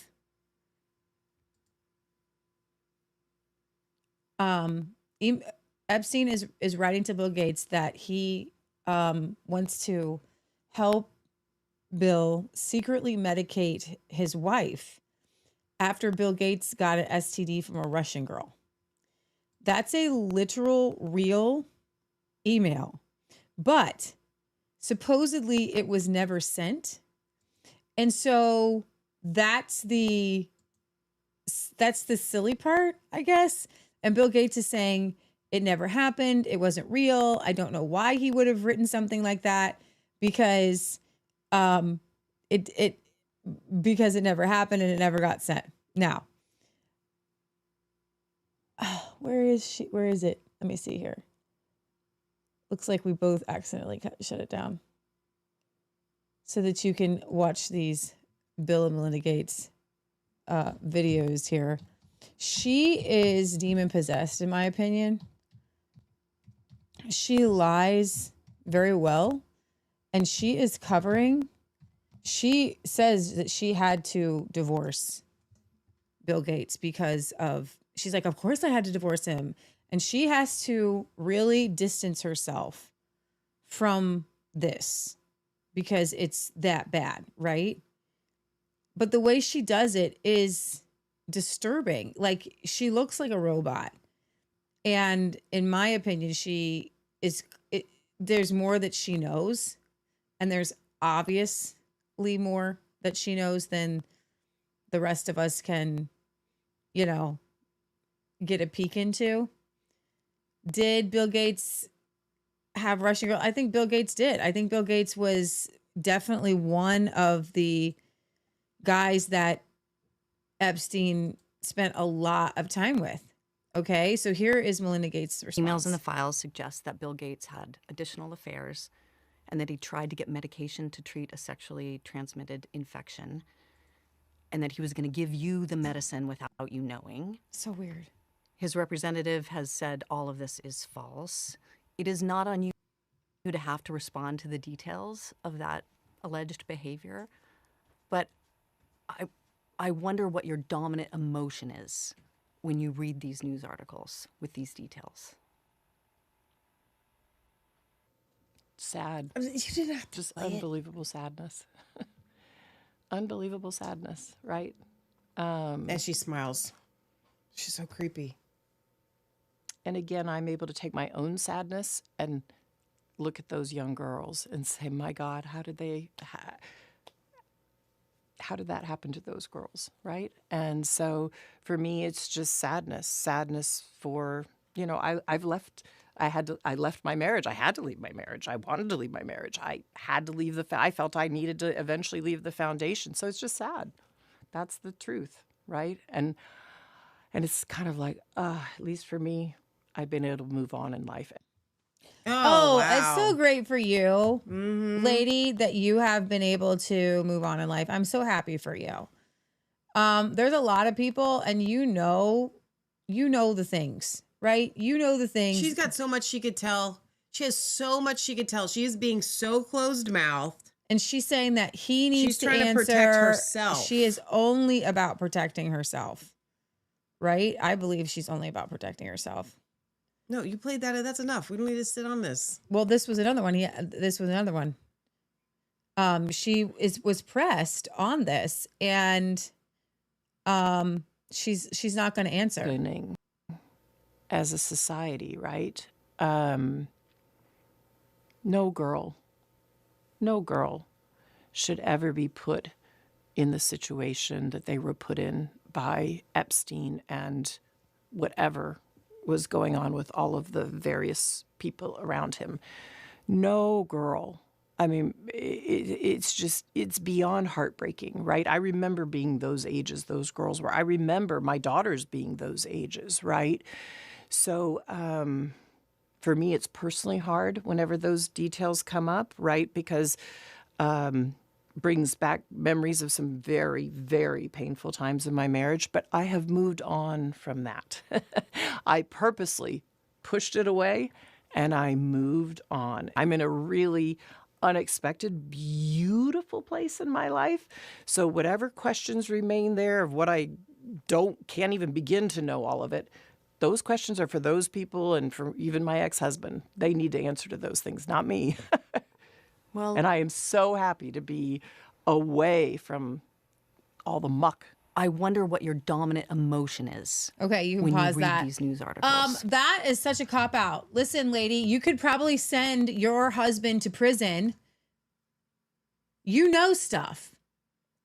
She says it brings up deep, dark, painful parts of her marriage. Parts of her. Like how? Why aren't you telling people what your husband is and what he's capable of? And hang on, you don't really care. Put two and two together. Yeah. If the revelations of the little girls and Epstein Island brings up the most painful parts of your marriage, but yet you keep doing this motion that it has nothing to do with you. No, honey, sister, child. You've got a responsibility to the world to say what you know, and you don't get to, like, it's almost like I'm like, you don't even get to say anything about those little girls. You don't get to say anything about being sad for them because you have stuff that could bring justice for them, and you're sitting on it because that's not for you to answer. Is this a joke? Because you're in an unexpected beautiful place right now, probably because you have billions of dollars. You're in an unexpectedly beautiful place right now, billionaire woman, but it's not for you to mess with. You know what that translates to?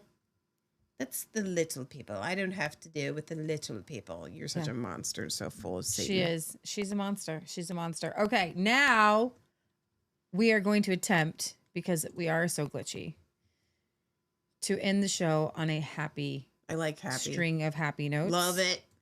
Okay. We didn't play our commercial breaks during the show.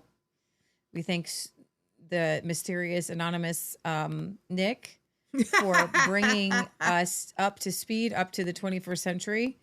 With soon. Our I don't show know when, I don't here. know how soon, but we can go through as many shows as we need to, knowing the hope that it's coming. The hope of the calling. Exactly. The hope of your calling. Amen. And the riches and glory and the inheritance of a new system. Seven Ann says, what about the hundreds of girls that have been harmed by the Gardasil shots that have been you've been experimented on? Okay, so this is one of those weird this weird voiceovers, but this is an actual true story that I thought was beautiful. So this UPS driver had absolutely no idea that what he said to a doorbell camera for just 17 seconds was about to change not only his life, but a homeowner's life forever. You see, Jessica Kitchell and her husband, who live in Roswell, Georgia, had just welcomed their weeks-old newborn baby boy, Chansey, into the world. And like many new moms, especially after a C-section, Jessica was exhausted and emotional, spending most of her days at home trying to recover. But then, one afternoon, everything changed when her doorbell camera sent an alert to her phone. She checked it and saw something she never expected. Standing at her door was was a seasonal UPS driver. He looked into the camera and said, "If this is the It's a Boy house, I hope all is going well with your newborn. I had a child around the same time you guys did, and I just hope everything is going good. God bless. Happy holidays." Then he walked away. It turned out he had noticed a stork lawn sign that read, "It's a boy." As a brand new father himself, he felt compelled to say something. And little did he know, that short message meant everything to Jessica. She replayed the video again and again, then shared it on Instagram, wishing she knew the driver's name. Around the same time, she also left a box with baby supplies and a thank you note on her porch, just in case the driver ever came back. As the video spread, UPS reached out to her and helped identify the driver. That's when she learned his name, Dallin Harrell, a 24-year-old living in the Atlanta area. After speaking with Dallin by phone, Jessica learned his baby's name was Devereaux, nearly 3 months old, and that he and his fiancée had never even had a baby shower. So she shared his existing baby registry and wish list on Instagram, asking others to help bless his family the same way he had blessed hers. And people actually did. Diapers, wipes, baby clothes. So many packages arrived that another delivery truck had to haul them in. A few days later, she and Dallin finally met in person when he returned to her house on another routine delivery. The moment was heartwarming. They stayed in touch after that, and just when it seemed like the story was over, something bigger happened. After the holidays, UPS offered Dallin a full-time, permanent job with his own route, which he accepted. And all of this happened because of one small act of kindness that multiplied into something no one ever expected. Oh, so I just fun. love that. I did cry when I watched that. I was so happy. good. Okay, so this dog, there's a fire in this house. No. And a police officer is trying to get the dog to come out, but the dog is like, I can't go anywhere without my leash. Nuh-uh. Hey, buddy, come on. Come on. Oh, slipped out your hand. Can't get me. Fired. Sorry, buddy. Wait, nope. Come on. Nope. Nope. Nope. Wait. You're a good boy. Come on, Oakley. He sat down. Oh my gosh. This way, Oakley.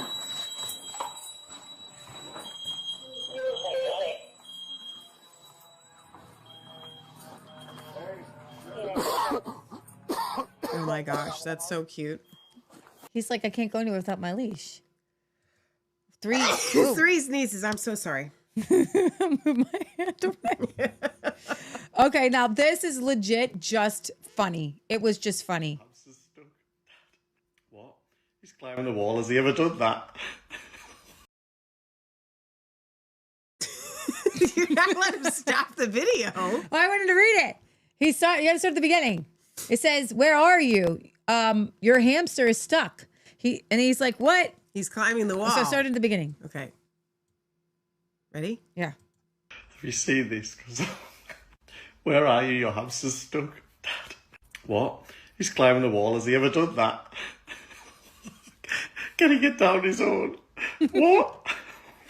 I posted a picture of the hamster. It's a real hamster. It's a real hamster. Do I leave him alone? He went ninja mode and now he thinks he doesn't stop. I should be fine. I'll be back from work in 15 minutes. That's his dad. He's texting his dad. Not funny. Tomorrow I'm going to wake up and he's going to be trying to drive my car. He's going to be trying to drive my car. We don't know what he's capable of. We don't know what he's... Oh my God.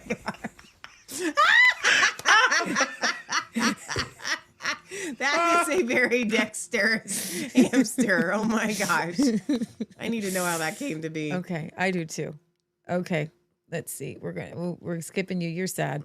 We're at the happy part of our ending. Okay, this was great. I think we're gonna end with some bluegrass.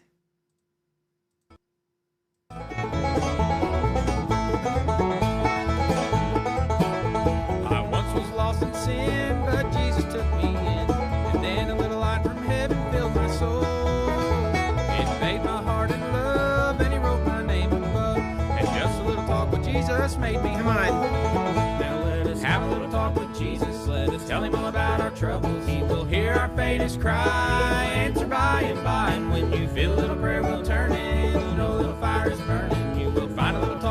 Jesus makes it right.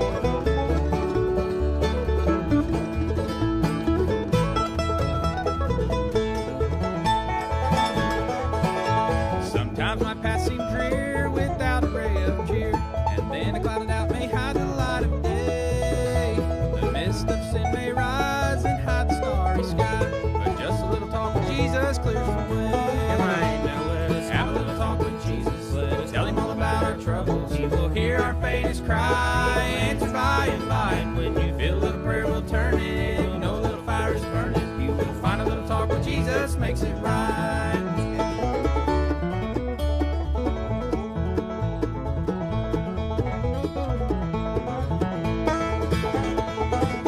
I may have doubts and fears, my eyes be filled with tears, but Jesus is a friend who watches day and night. I go to him in prayer, he knows my every care, and just a little talk with Jesus makes it right. Now let us have a little talk with Jesus. Let us tell him all about our troubles. He will hear our faintest cry, answer by and by. And when you feel a little prayer will turn in, no little fire is burning, you will find a little talk with Jesus makes it right.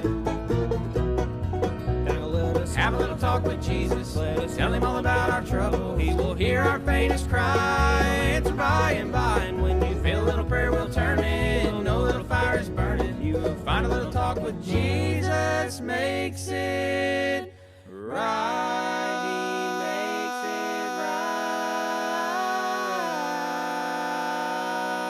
Oh, that's good. That's the Backwoods Bluegrass Band. Oh, I just love it. That's good. Things are going wrong. Let's just have a little talk with Jesus. He will make it right. That's good. Tell him all about our troubles. Okay. That's it? That's it. Oh, I have more commercials. Sunday, I'm going to bring my commercials. What was that? I'm counting. Oh, you want me to tell the secret? What? The secret, you're like, Leah, we got to get our shows under 3 hours. Oh, all you can do is watch people, up here. It's 3 hours and 1 minute and 50 seconds. People are struggling. Past 3 hours, we're losing them after 3 hours. So we got to keep it under 3 hours. People look at it like, I can't watch that. I can watch a 3 hour video, but 3 hours in a minute, I'm out. Oh, so it's for you. We're trying to get the shows. Touch by Prayer, aka back under Lisa control. Perna, says, I grew up with bluegrass and folk music because of my brother. Boom. Nana says, I'm not a big country person, but I love me some Gaither gospel. Nana says, I'm getting chills. Lisa, Good night, I'm Lisa. so glad you're here. Go I just subscribe love Lisa. to Touched by Prayer. Click on her profile. It's purple where I'm looking at it right now. Touch Lisa Perna, amazing righteous woman of God. She has her own podcast. She's been doing this a long time. And she always has encouraging messages. Lisa has a real ministry of deliverance and prayer and inner healing. Amen. Not those fakers out there. No. She's real legit. deal. We love her so much. Love you, Lisa. So reminder to everybody, maybe you want to make a last minute trip to Indiana tomorrow. Right. Speaking of inner healing and deliverance, resistancechicks.com. Lisa's in Jersey. So she does all kinds of stuff on the East Coast. Resistancechicks.com. Go to the show and event calendar. You can find tag or just message me if you can't get a hold of the information for whatever reason. It's in Brookville, Indiana. No, Oxford. Oxford. Why did I say Brookville, Brookville, Indiana? Ohio? No, that's where Gateway Neil. Church is. Well, Gateway Church is in Brookville, Indiana. That's true. Neil's in Don't Brookville, go to Ohio. Brookville. Go to Oxford, Ohio.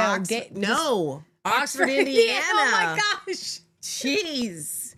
Could we find an Indiana, like, is there a Gary, just anything gonna happen in Gary, Indiana? Because that's the only one I know that's like exclusive. Indianapolis. Okay, there you go. Okay, so Dan Patch Revival. Oxford, Indiana. Tag and Becky. Dan Patch. Tomorrow night, food, family, fellowship, worship, deliverance, a good message. Resistance Chicks family type people will be there, even though Lee and I can't make it. Well, yeah, I don't want you to pray for nobody. We thought about it. I think I'm well. I think I'm not contagious anymore. What's happening now is everything that was there. Well, yeah, you need an antihistamine is what you need. No, it's stuff that has been building for 4 days has to come down from the mountains of my mind. My mind is a mountain. That's the way the iceberg is melting. That's what I'm feeling. It's like it's all got to get out. Lisa says, I'm coming to Ohio in June. Well, that's exciting. Send us the details and we'll put it up on our calendar and maybe we can join you. We'll see. That's awesome, Lisa. So tomorrow night, if you guys want to make it to Oxford, Indiana, please, please, please, please go. You will not be sorry. Like, you will literally, I don't have a money back guarantee, but like, you won't be sorry. What else was I going to say? Oh, so our sale. I was going to do a Valentine's Day post. I haven't had time to do it. So it would be a public promo code, except for I don't have time to make it public yet. You can share it so with your for friends right now. You well, always could have shared it with Love 2026 will save you 10% on our website. And the Leah and Michelle God's Little Acre, Almanac. the Homestead Almanac is available. Remember, you didn't miss a month. It starts in February. It did not start in January. Yep. It starts in February. It's one of the coolest things we've ever done. It's like we wrote a book. So yesterday I made some more sauerkraut. You can learn how to ferment the vegetables. Everybody's like, well, how do you do it? Recipes in here. Yeah, so it has all pictures from our homestead. It's got founding fathers quotes. It has scriptures. It has this day in history stuff and all kinds of like really fun things that we're going to be doing on our homestead that month. It's got a thing on the side of it that so you can add your own little things that you want to do. We've got suggestions. Leah's giving away all the months here. So, and there's just it's so fun. Like, I'm so excited about it. I'm not giving anything away because you won't know what you're poured missing. my so these heart were the and soul These into were the making horses this. I was with today. It was snowing. Yeah, so please share this with anybody that you know that loves the country, wants to live in the country, dreams about the country, or Not does my any horses. garden at all whatsoever. Thank you, Lisa. She says, send me the link and I will put it up on my broadcast. You're amazing. Nana says, I'm a bona fide tinfoil hat gal. Love the rabbit hole. You're awesome. So I still have to get Heather's video. I can't find it now that she did on our calendar. I will find it. I'll play it. And I said I was going to play it tonight. I didn't. Just keep in mind when I make promises. I have every intention to do it. I said we were going to pray over the anointing oils tonight. They're not done. Because I'm not going to make y'all's oils and get y'all sick, even though the oils would kill anything. I can guarantee you. For would real. 100% I'm kill using it right now. I haven't, it would Jesus, kill in Jesus' name, I haven't anything. gotten sick. It started with Patriot Gallery, went to Michelle. And I stop there. ended the generation. The curse ends with me. No, it ends with me. That's how that works. Oh, okay. Okay. Chris says, your almanac is useful and totally cool. That's awesome. Praise God. It's going to be so cold tonight, you guys, if you live in the Ohio Valley. Just be careful. Yes. Yeah. Or anywhere in that, not just the Ohio Valley, but on that same Well, plane, there's it's coming down in this like swath where over there in like Oklahoma, They're not it's getting not it as bad. No. There's been a lot of comments over on Instagram tonight, so that's been fun to see. Love you guys over at Instagram. Yeah, we love you guys at Instagram. I don't know why Instagram plays the videos small. I think it's a glitch, but if you ever see us on live on Instagram, come find us on Rumble or Facebook or any one of the YouTubes we're running. Love the YouTube people. So Nana, I did put your order together today. It's going to go out tomorrow. She says, I wondered why you ordered an extra one. I gave my calendar to my bestie and I had to get another one. Oh. And Nana also ordered, I hope you don't mind me telling, another hair oil. What are you doing with all these hair oils? This is your third one, I think, that you have purchased. Are you giving those away too? She said she was using it on her hair and she loves awesome. it. That's awesome. Okay, so I think that's it for us. Love 2026 will save you 10% on our website, shop.resistancechicks.com.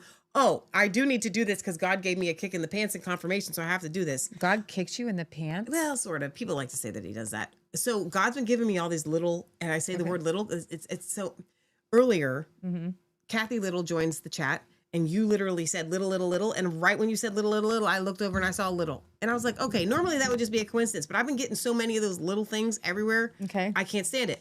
Today, I was thinking about Trinity Debt Management, and we are partnered with them, and how we needed to tell you guys about Trinity Debt Management. And as soon as I thought tonight, I need to make sure that I say something about that on the show, my Charles Spurgeon sermon,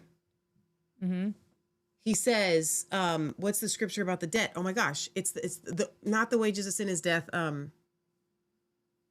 Anyway, Charles Spurgeon quotes debt, like literally.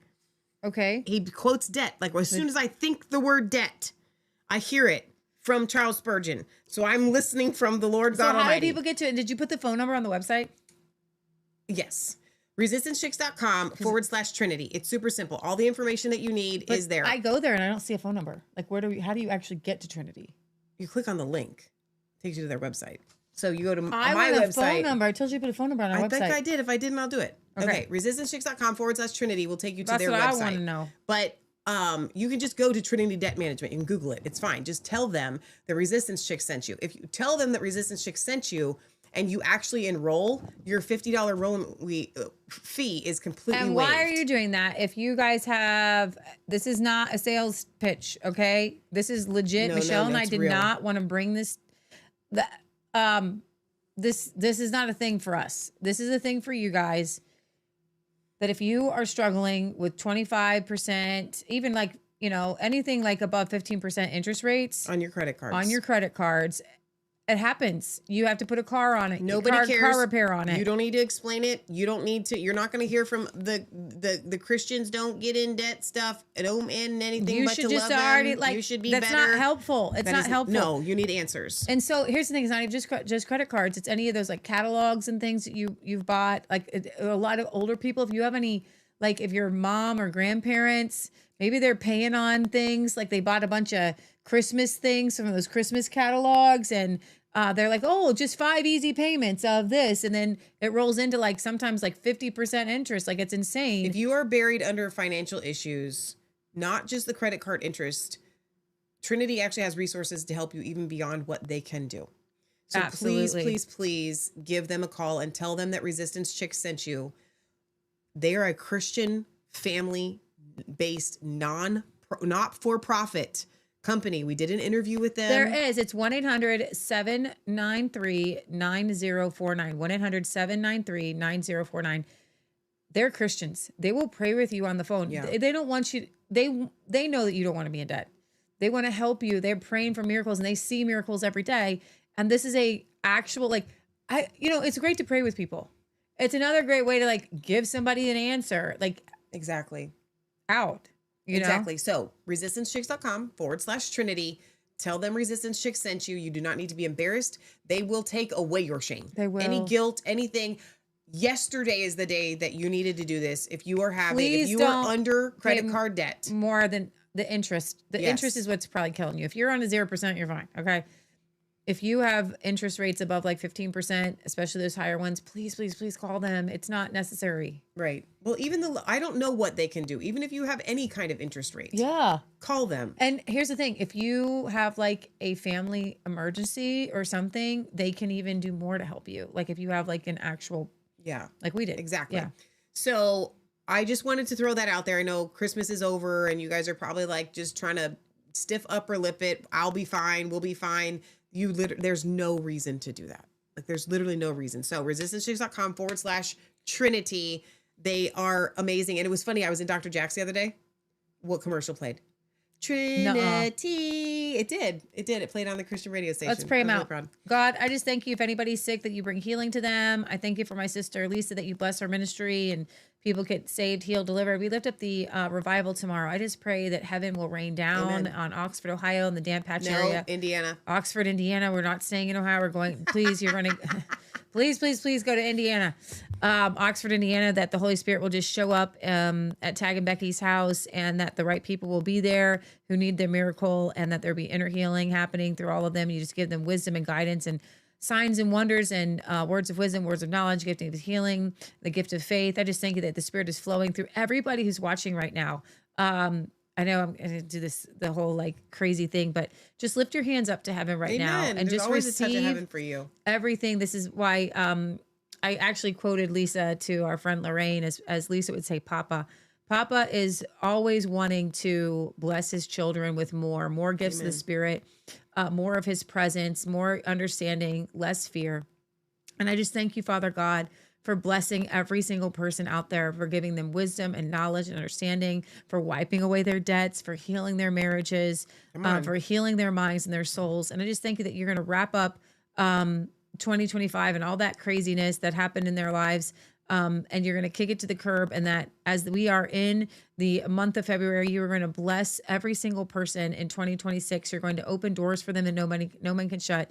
And you will shut those doors that should not be open. We thank you for blessing them, healing Michelle up all the way, healing everybody who needs a touch of God right now. Amen. In Jesus' name, amen. Amen. And I thank you for this new computer that's coming so we can stream. And you bless that wonderful, Amen. awesome family who you all know who they are, but we can't tell you. Well, I just don't want to until it's like, Yeah.